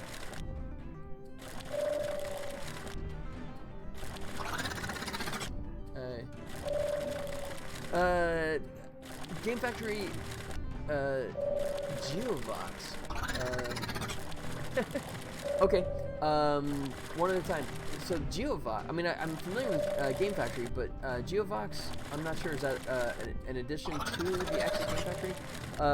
Nothing wrong with it. I think it's a fine tool for trying to get yourself started. I think it's predominantly 2D.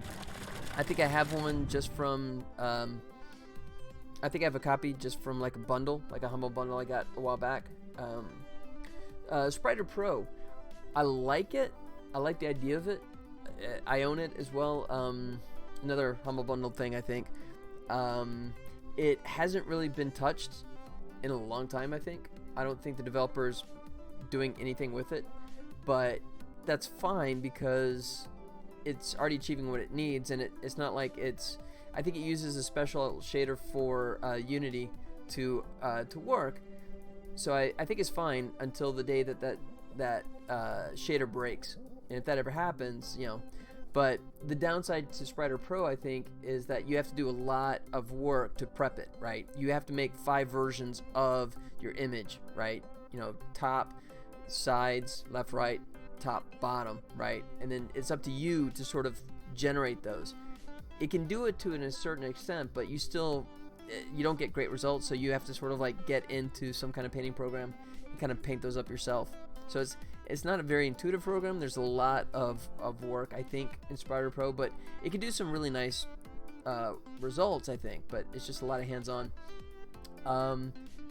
Leadworks. Actually, Josh Clint, he and I go way back to the old Blitz Basic days. I think, actually, honestly, for the price, I think it's a fantastic piece of engine. I haven't looked at it lately, so I'm not sure where he is in terms of development. But the nice side is, I mean, it sells for like $100. I think Josh is pretty responsive in terms of feedback, and it's Lua based, right? So it's, you know, it's a more forgiving language, programming language, than something like Unity is with C# or Unreal is with C++. So I mean, yeah, it's one of those things that, especially if you can find it on any kind of group sale, then I would definitely suggest giving it a try, or if it's like on a discount, right? Because I mean, it normally sells for like $100. At least it used to. Let's check it out. What does it still sell for these days? Let's see.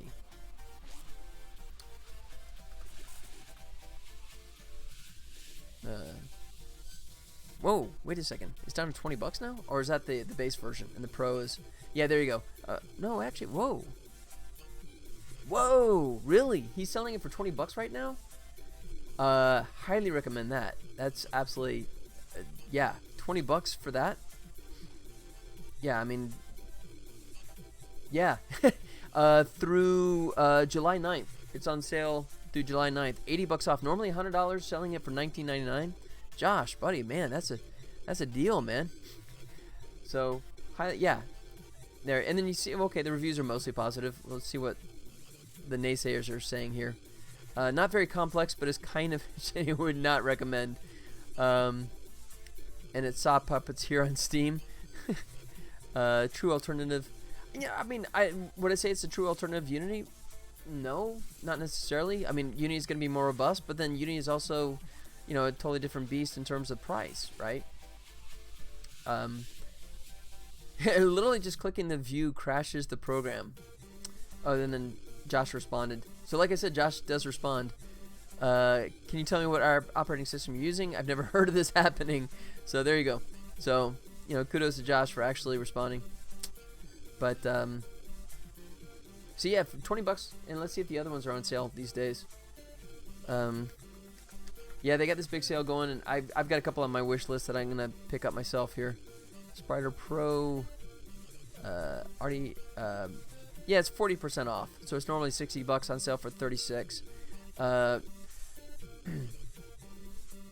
Oh, sorry, you were talking. No, sorry, I'm sorry, you were talking Spriter, and I was talking Sprite Lamp. Sorry, Spriter for animation. Yes and no. I played with this one as well for a little while. Obviously, you see it's in my library. I like it, but there's some things I didn't care for. Some of the IK seem to be a bit wonky, from what I could tell. Maybe I just didn't delve into it deep enough. But it's what I would really like to say is that you should look at the 2D tools for Unity, but they're not there yet. But you know, there's Anima 2D, right, which is now free and still supported by Unity. Unity bought it, but I don't know how long Anima 2D will be around, since Unity's working on their own 2D tools, and they may shut Anima 2D down at some point. I don't know, but I mean, if you're dying to do some stuff with animation, to be honest, I'm not a fan of animating in Unity. I still think they have a lot of shortcomings, especially in their graph editor stuff. So Spriter might be a decent choice to look at for animation stuff. I didn't really delve too deep in it. It was one of those things I was looking at it and say, okay, is this a better alternative for me, as opposed to like Unity? And in my case, it wasn't. So I mean, with Maya, yeah, so in my case, it's better stick with my LT. So, but yeah, once again, on sale for 40% off, so pretty good price. And then what was the other one? Oh yeah, Game Factory.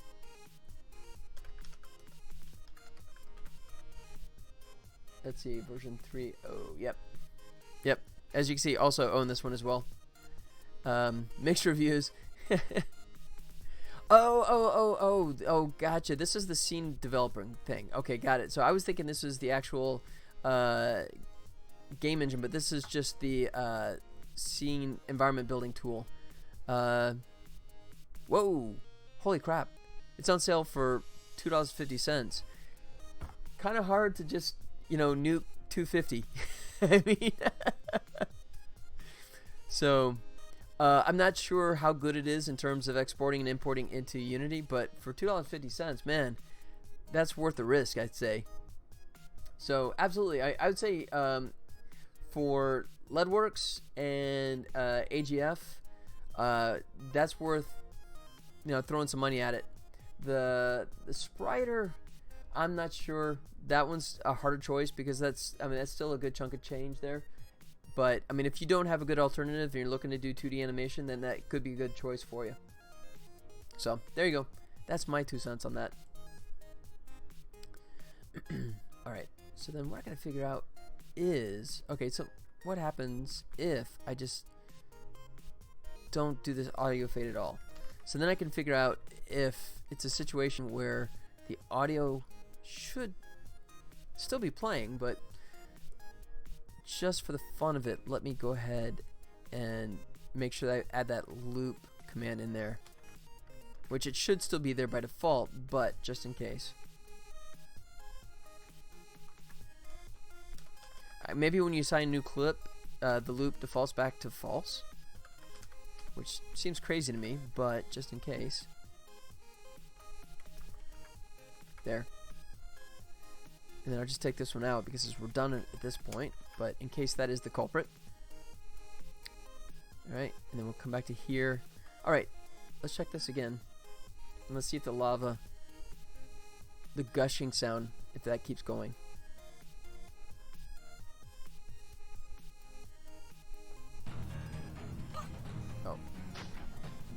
God mode on. And full screen here.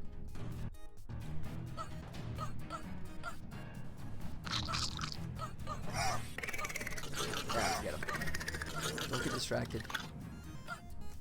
If I time that right, I can actually clear that with just a single double jump without having to grab that ceiling.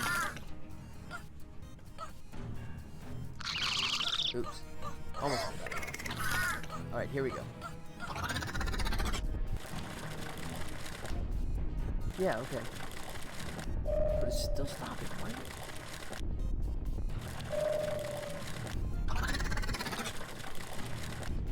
Alright, so it's playing for like 2 seconds, which is the length of it. So it's not looping.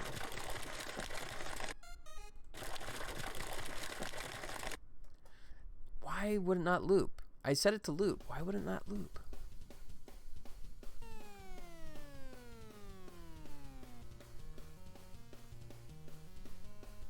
That's bizarre.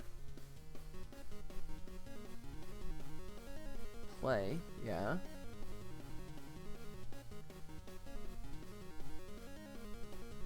Alright. See if anyone else has dealt with this. Audio not looping.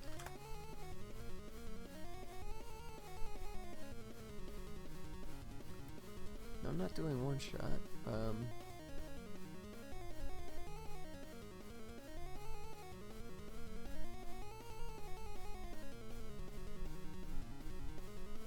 Oh, the audio source has to be set to loop? No. Really?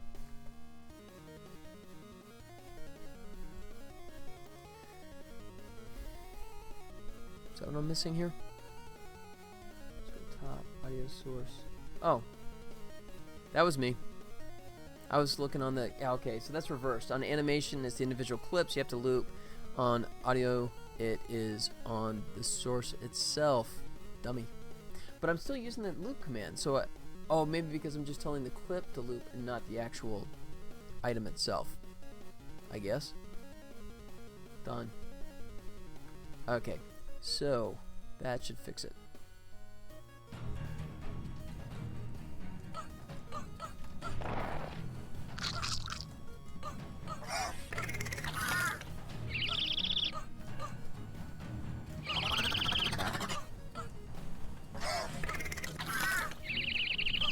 Never can do that one cleanly. I always hit that edge. Ooh, did that one perfect. Yep. Alright, here we go.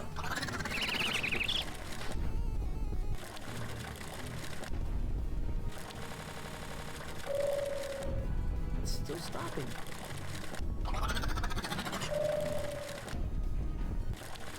Why? That should not be stopping. Let's see. Spout. Loop is on, right? I mean, I guess I could just take the stupid audio clip and just make it like several seconds long so it can't help but work, but that's infuriating because I have loop set here and it's not looping.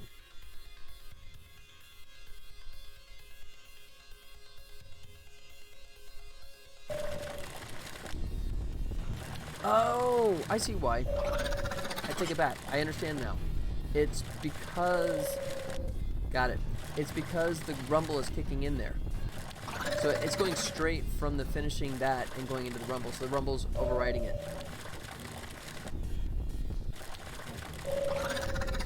Alright. So it's just too tight there. I could either make 2 different audio sources.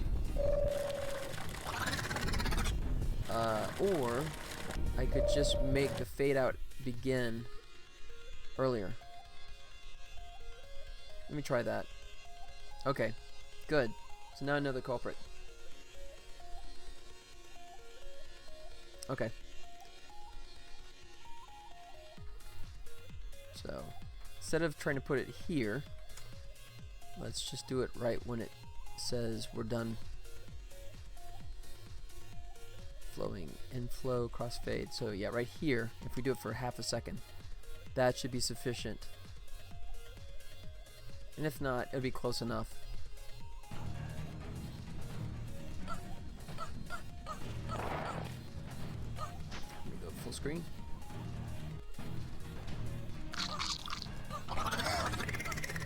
Oh. Hey, I made it. Oh, I screwed that one up instead. Oh, but I did clear that one for a change. Wow, I'm doing it backwards. The ones I normally clear, I'm hitting, and the ones I normally hit, I'm clearing. Alright, here we go. Yeah, there he goes. Fading out nicely. Perfect. How beautiful is that bush? Add him the opportunity to reveal his wool, reflect the little animal, and at the end of the level, release from your fur from the hood. One of the little animals. Everyone is happy. The sounds in the game remind Bush is a little bit sentimental. Bush? He's not a bush. He's a fur ball, man. He's a bundle of fur. Bush. He's a tribble. You do know that, right? That it's I don't know if you're just calling the tribble a bush or if you don't actually know that he's not a bush, but an actual sentient being. He's a tribble. Let's see.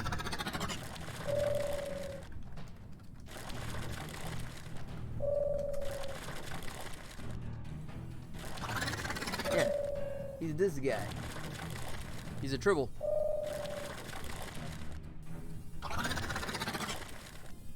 So, yeah, that's not a friend though. I mean, that's an enemy. That's those are glommers that the Klingons created with one purpose in life, and that's to eat tribbles. So if you're not careful, he just starts biting on you. There. It's a funny idea though. If it's a different game, then we could go like a Katamari Damacy kind of thing, where he just like starts eating everything and getting larger as he goes along. I thought about doing that too, because in the animated series, the tribble, because they're not born pregnant anymore, when they eat, they do get physically larger. But the problem I found with that was that I couldn't figure out how to make the game adjust if you're a larger tribble, right? You know, because I mean, the passageways are designed for a really small tribble, so I ended up giving up on that one. I couldn't find a good workaround. All right. Let's see. Yeah.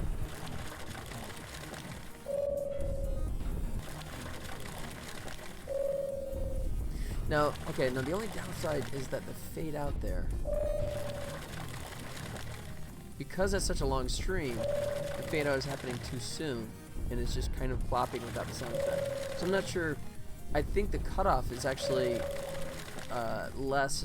This is worse than having the audio just kind of cut sharply. So I think I'm gonna reverse myself and put that one back to where it was.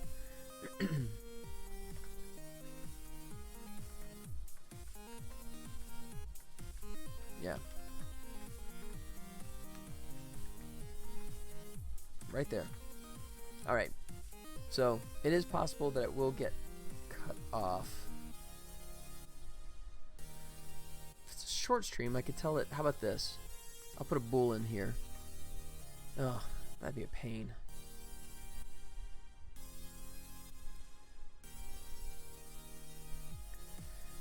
I guess I could look at the length. That's what I could do. And then determine flow length. And let that determine automatically. So the flow length, let me see how long that is. Say flow length is less than, I'm gonna have to check that.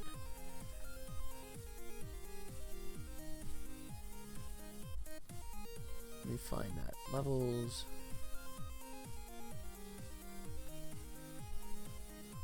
2, 3.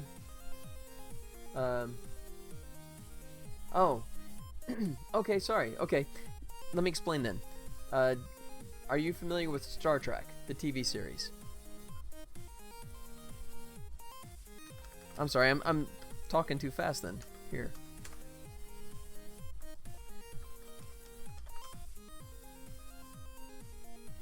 Images. There you go. So, there.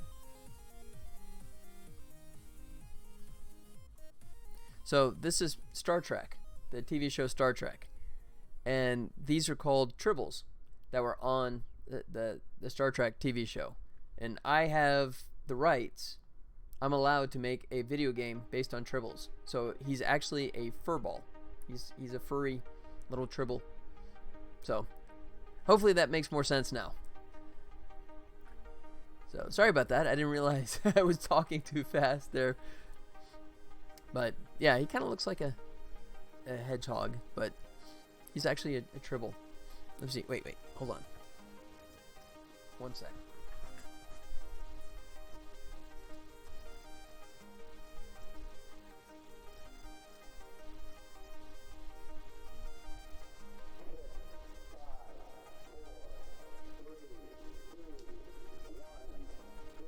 There we go.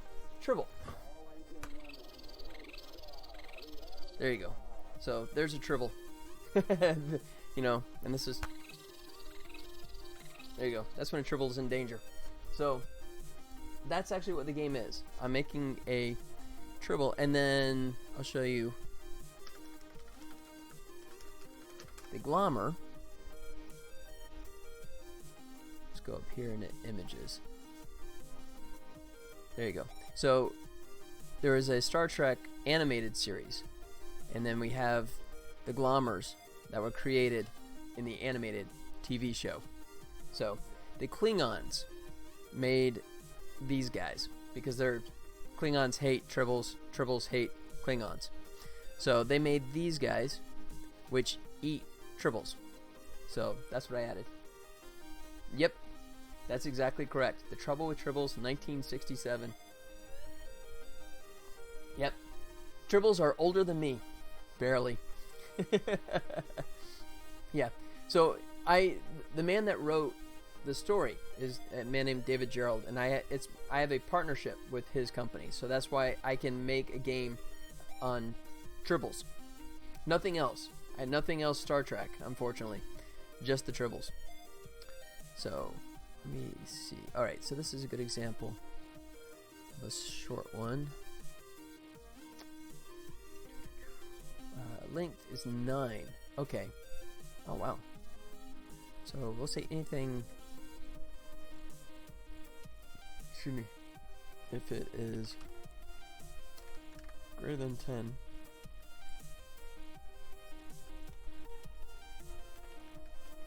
Greater than equal to 10. Wait. No, this is the end, so I should do it. Yeah, if it's a long one. And flow.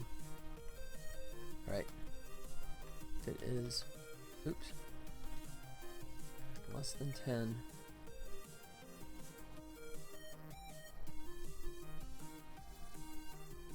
No, that's backwards, isn't it? If it's greater than 10, then we should start. No, that is correct. If it's less than 10, then do the fade out at this point. Yeah, that's the correct way.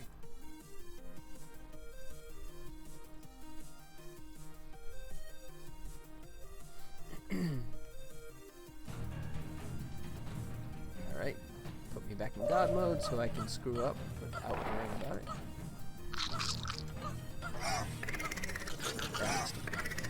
Yeah, so there you go. So that's the Glommer, right? That's the thing I was just showing you.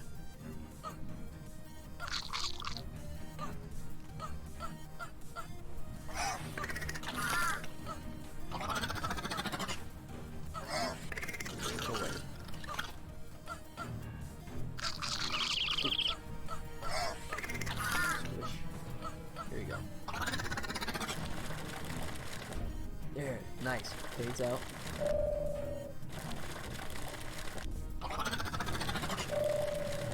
Kind of. Is it? Let's see.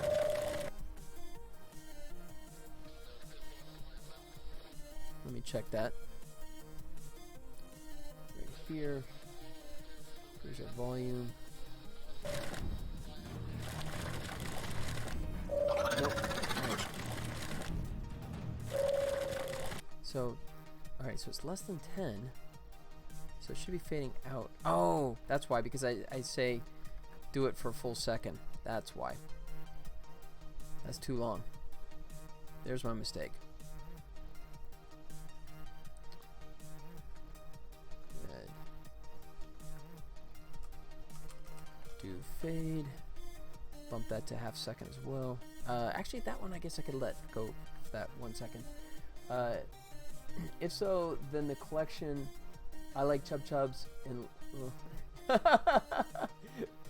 wait. You like, wait, you like Chub Chubs? Or, I mean, because... Okay, here's the funny story about Chub Chubs. I'm actually in Chub Chubs. I do one of the voices in Chub Chubs. I was working at Sony when they did the Chub Chubs animated short. So if you look, I'm not making this up.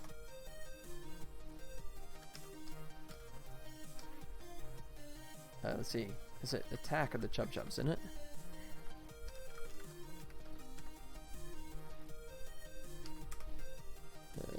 Nope, that ain't it. Really? Chub Chubs.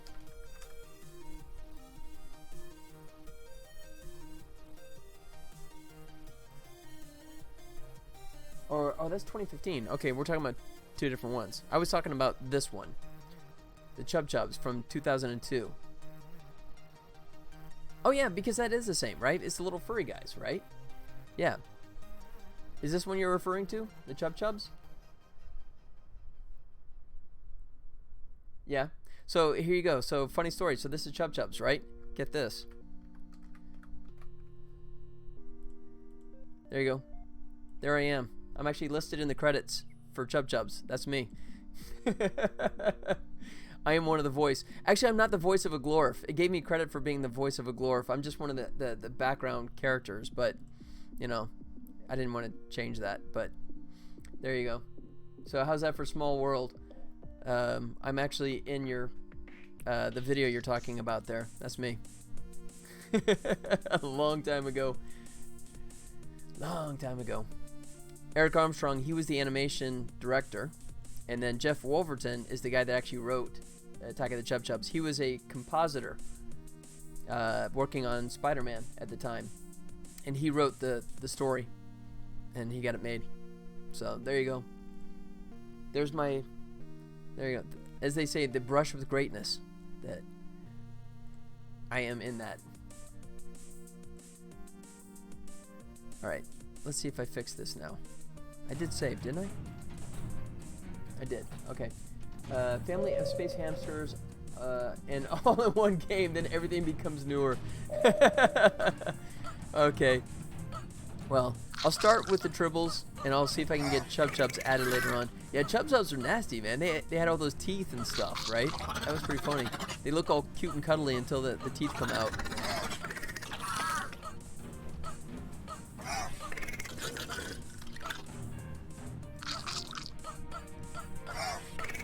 Oh, no, the Langoliers. Yeah, the Langoliers was the other one you mentioned, too. I didn't see that one, but I'm familiar with it. Alright.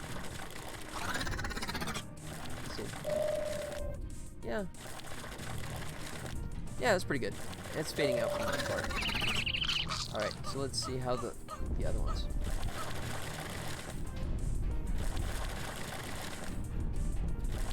Uh-oh. I don't think the side ones are actually making noise. Let's see.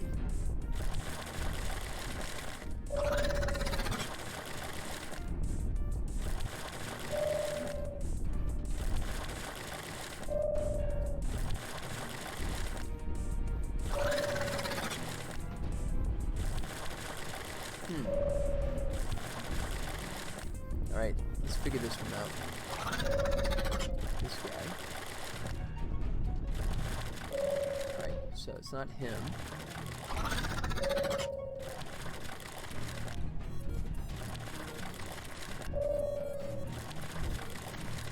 Alright, he's not making noise.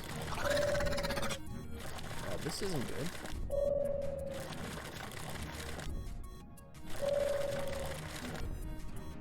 Not either.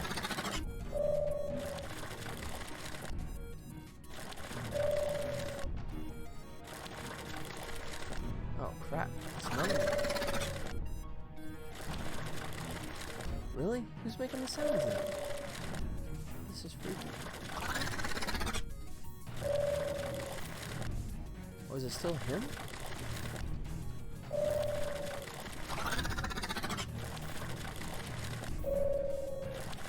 Yep, it's him. Okay, so these guys aren't making any... Uh-oh. Let's see. That's weird.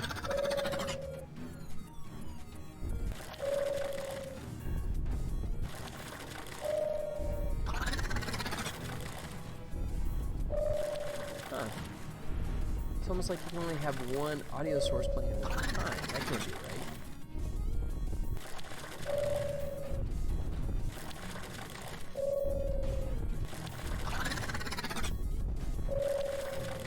What the heck?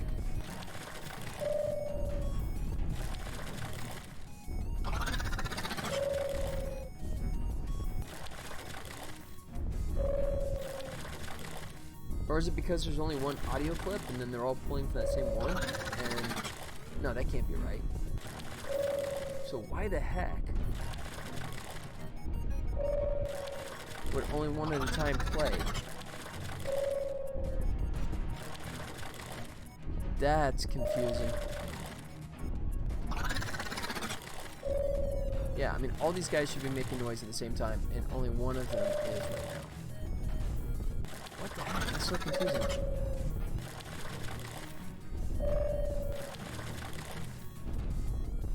Because they're instantiated? No, that can't be right.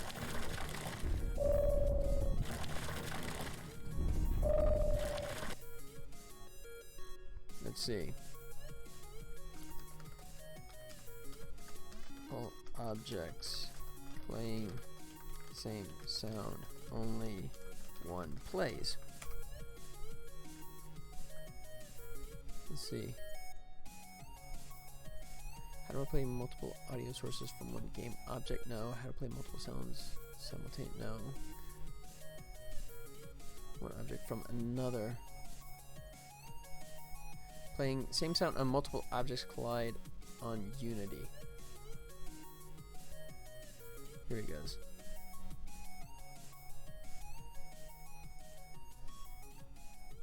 Was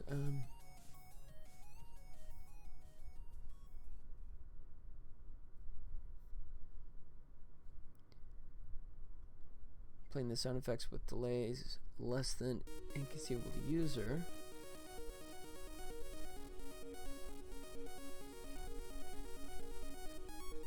Use third-party plugins. Alright, I don't think that's actually the culprit. Alright. We're going to test this right here down below. So I don't have to keep going back up there all the time.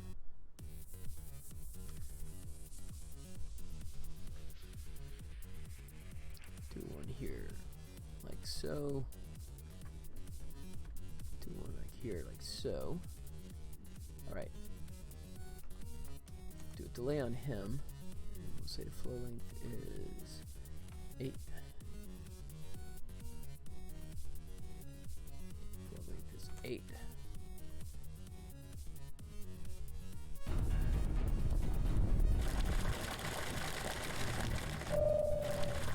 So that's working perfectly.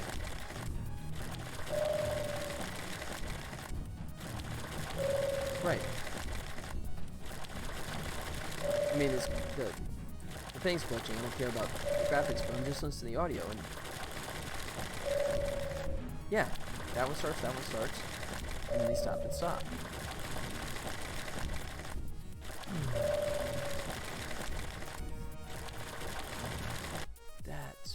bizarre. That's working perfectly correct, but you heard the other one. It wasn't playing but one at a time.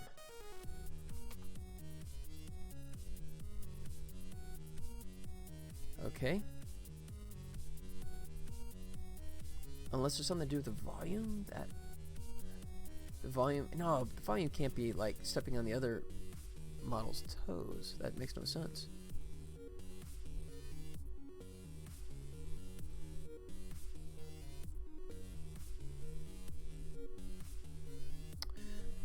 Okay. Let me see. Let me try it this way.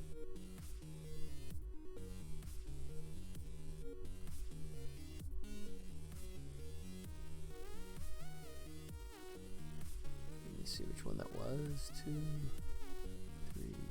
Whoa, not him. I think it's like 8.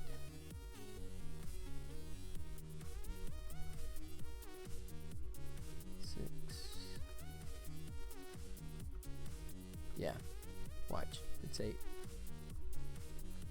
Oh, nope, 9. There it is.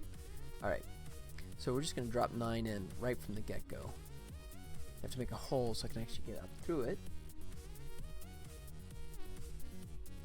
So let's go back here, game controller.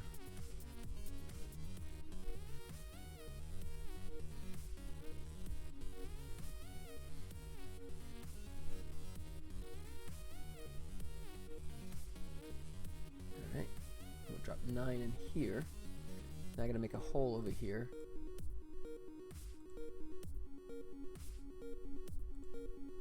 Oops. Grab tiles, platform. There. I gotta make a hole so I can actually go up through here.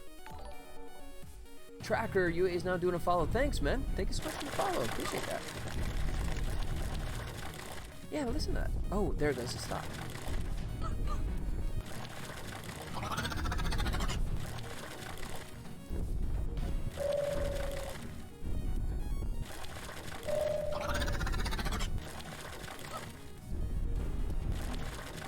Let's see, maybe if I change. Nope, it's still him.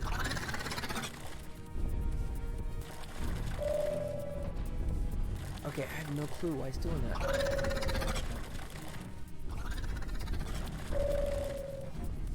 Alright, so we'll take this guy. Turn off this audio source. I will go learn sleep skills. Alright, Tracker, thanks, buddy. Thank you so much for the follow. Thanks for hanging out with me. Alright, man. Go get some sleep. Thanks for hanging out. Alright, so why does that not want to make audio? Right. Yeah, I'm gonna be packing up here pretty soon. Let's see. Oh. One second. Hang tight, guys. I'll be right back.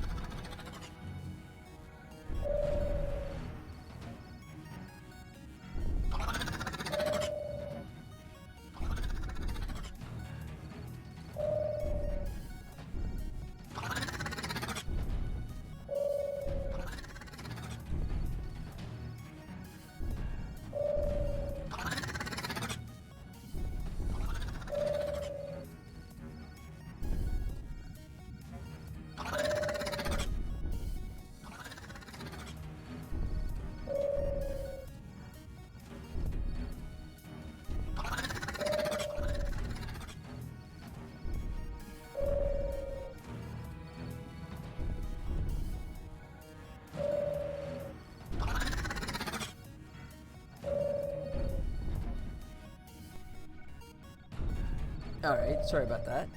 A little tech support stuff there. Okay. So let's try and finish this up. I have no clue, though, why I'm facing this issue, right? Where it's just only this one guy is producing sound. So if I just take him and just remove him completely.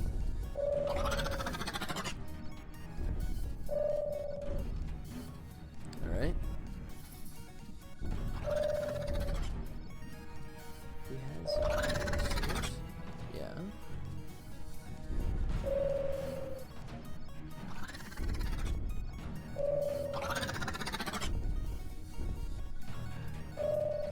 Oh, weird. It's like the volume's reversing.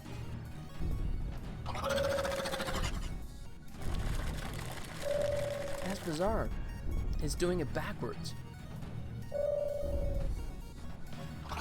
Okay.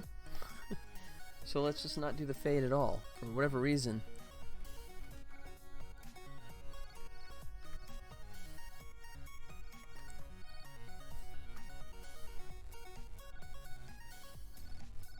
Alright, I have to check that out, but okay, that might be the culprit. The audio fade reversed.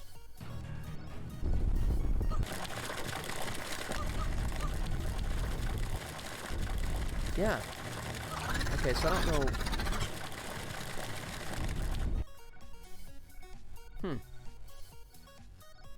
So let me just, instead of doing a fade, let me just stop it outright. Canine alarm system kicking in there. Sorry about that. Alright, so when it finishes there, I'll just tell it, my audio. Ripley, stop. My audio is playing, but that only tells me if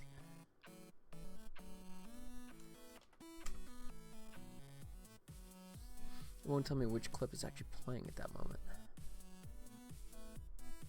Okay, tell you what, I'll do this as a do it a different way.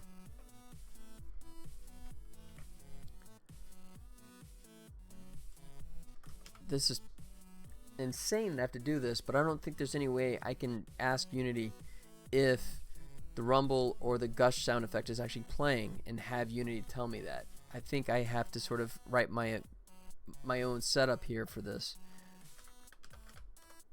So say audio playing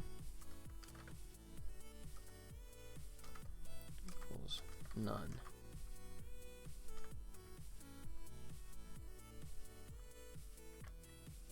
Alright, so try it this way, say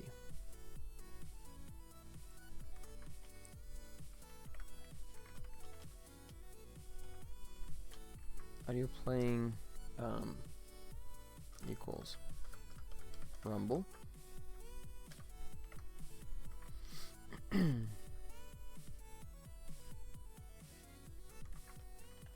Call this just gush.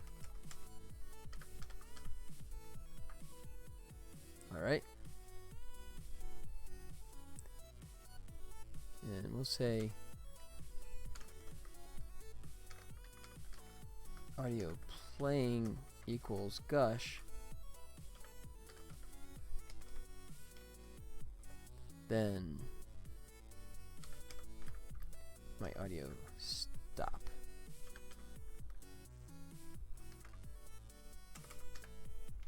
Oops, I do need that, don't I? Yep. Alright. Do that on both spots. I might as well just do it on that one. Not do it on both spots. Alright. So we won't fade out. It'll just stop it if it's actually playing.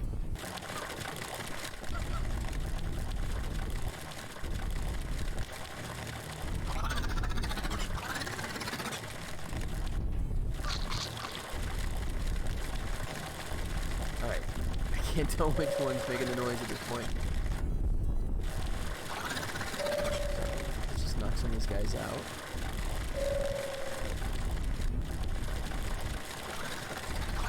Turn off the side ones.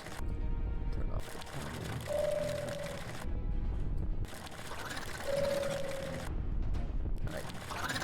So he's working correctly.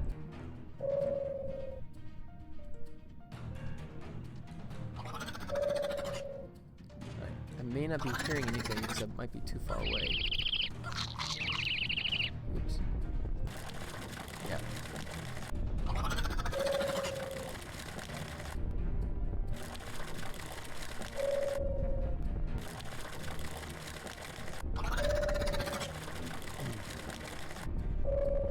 Okay, so that's working right. Yep. Distance at this point.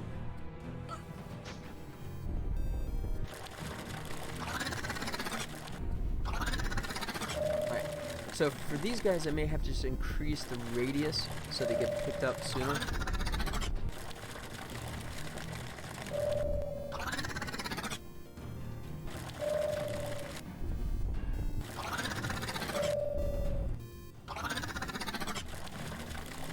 Interesting. Why are they all tied together? That's not good.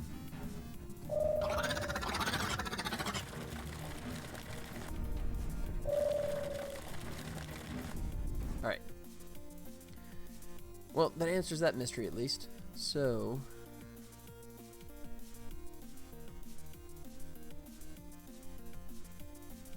which is strange is the tail, so it should stop playing then. Unless the loop isn't working like I thought it was before.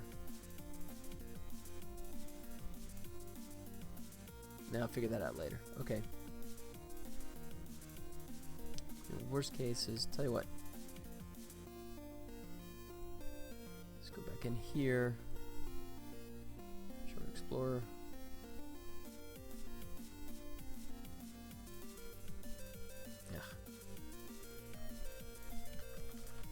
Open SoundForge, and we'll just double the size, the length of that sound effect.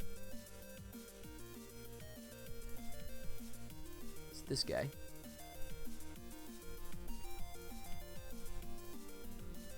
Let's see.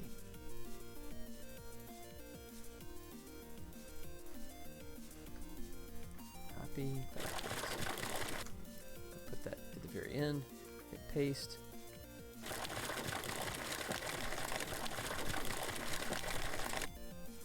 There you go.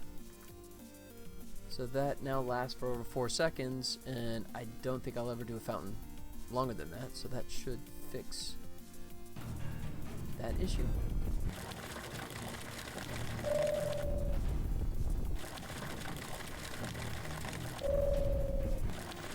Alright, let's try this again.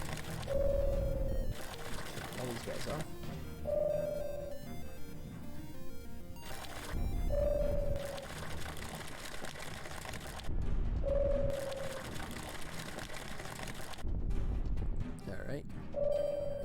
For the top guy. We're not going to hear him because we're too far away. Oops.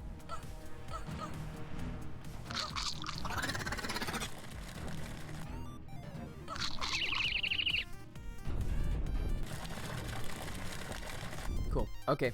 So I think that's fixing that. Now, next thing we're going to do is figure out a better distance because that 20 ain't cutting it.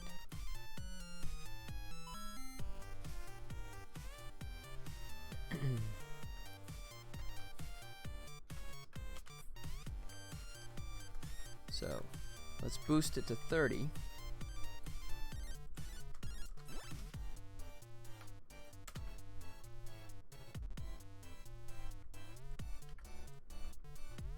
Alright, those are the only two places, so see if that cleans it up a little bit.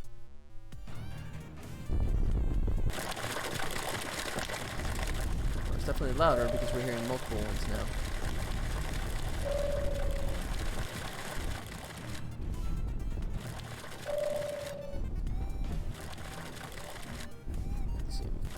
Hear the top at this point. Let's see.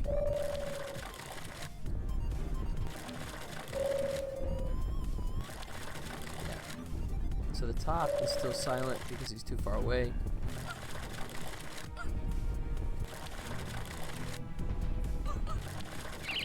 Oops. Pay attention.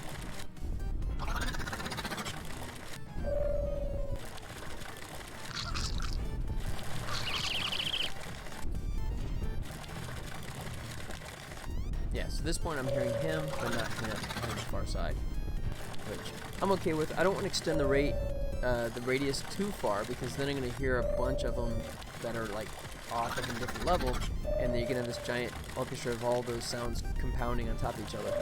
So that's actually a decent split. But I still don't understand. Hey! Sandweiser? Hey, thanks for the follow. I appreciate that. Thank you so much. Thanks.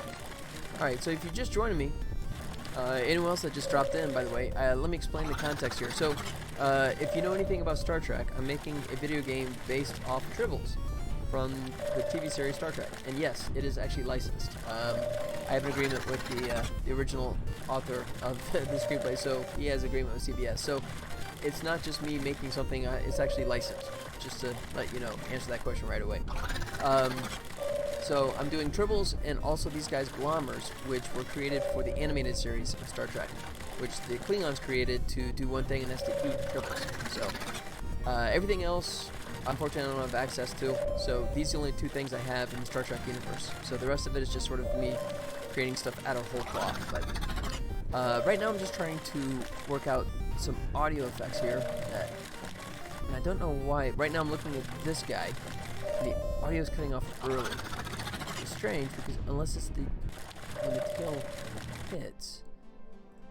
Let's see. Audio stop.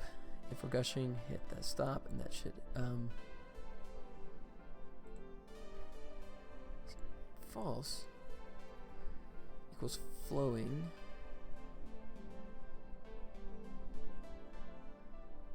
Splashing goes false. Yeah, so that should be the end. So I don't know why.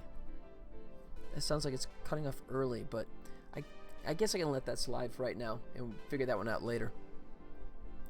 But so yeah, welcome to anyone else that just came by, hanging out there. So yeah, so Tribble Troubles is a video game based on Tribbles from the TV series Star Trek. Well, it's been in like 5 series and been in 4 movies.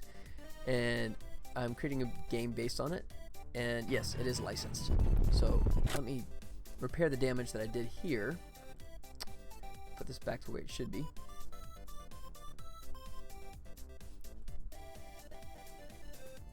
So yes, I am very fortunate that I've been granted licensing for the character of Tribbles and Glommers. So let's come back out here, game controller. Out here, put that back. There you go. There. Hey, Butcher King, did you have to pay for licensing or have some sort of marketing agreement? Very good question. Yeah, it is a partnership with the company. Originally the company is called Tribble Toys, which is an offshoot of David Gerald's Tribbles, the author. So it is a partnership with his company, and yeah, so there is a licensing agreement, and it's a partnership that has to do with getting the rights. And so I'm basically partnering with him, and that company has a standing agreement with CBS. So in this situation, basically, I'm sort of taking care of the game development. He's taking care of keeping CBS happy, right? CBS and Paramount. So that's the partnership that I have with him that allows me to do this.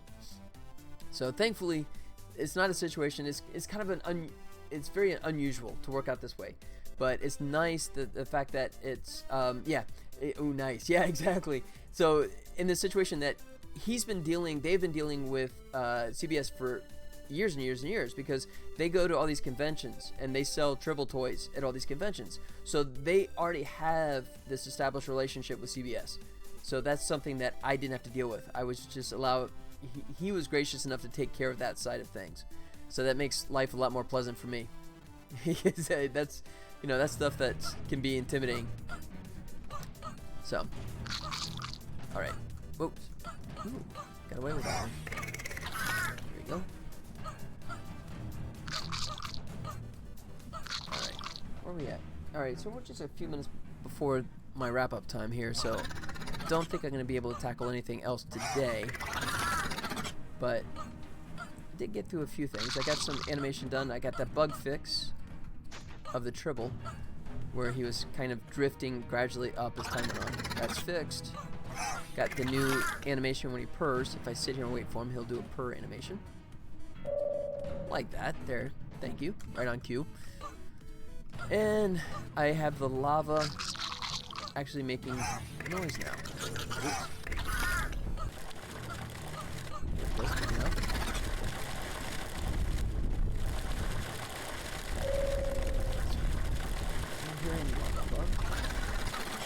Yeah, I think I'm hearing lava from above because I expanded the radius.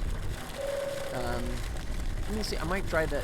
Let me try down that from 30 down to 25. Let me try that.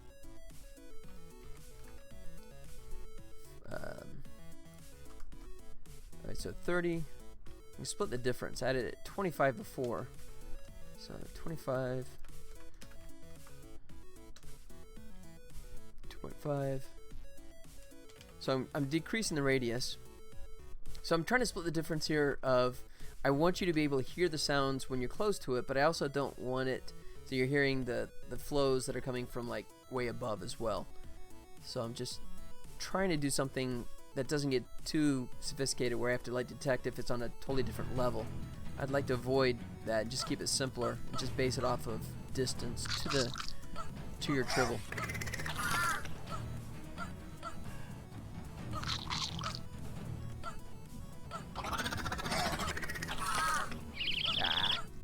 Too soon. Messed that one up. But I got God mode rocking right now, so I don't care. Here we go.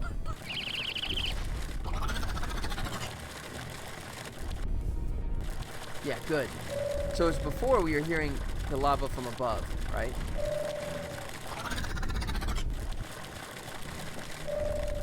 No, I'm still hearing a little bit of it from one of them, but that's okay.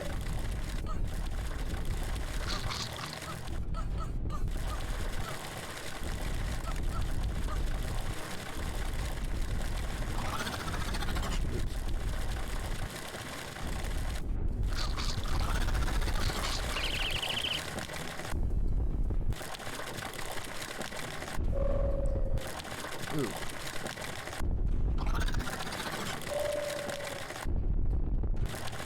Okay, I think that's the side. I don't know if I'm hearing the top one there or not. If it's cutting off early, let me check that real quick.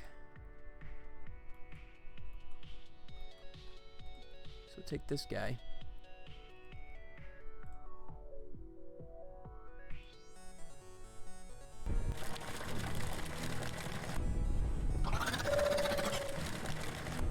Yeah, so I'm hearing that one, and I don't know why the way the code works is the audio should not turn off until the tail actually disappears, which is right there. So I don't know why the audio's cutting off early. And I did that trick where I expanded the audio sound effect, the length of it, right? Yeah, so it's 4 seconds long now. So that can't be the culprit.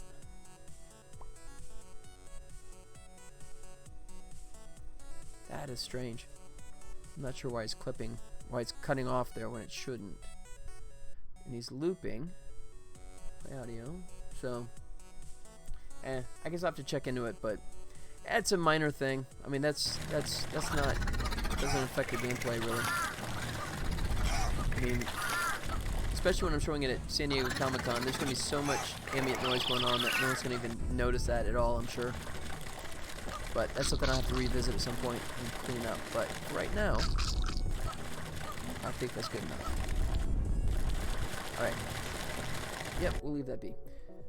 Alright, so let me close that out. Let's see. Yeah, I think I'm in pretty good shape. San Diego is just a few weeks away. There you go. As I pointed out earlier, check it out. My official badge just showed up. The 50th anniversary. Wow. Comic-Con, showing its age. There you go. There's the official badge. It is a Walking Dead year again. And it's gold this year. So, there you go. You see I got preview. And for all nights, of course. Actually, this is my professional badge. This isn't my exhibitor badge. Forgot about that. That one's still coming, I think. But yep.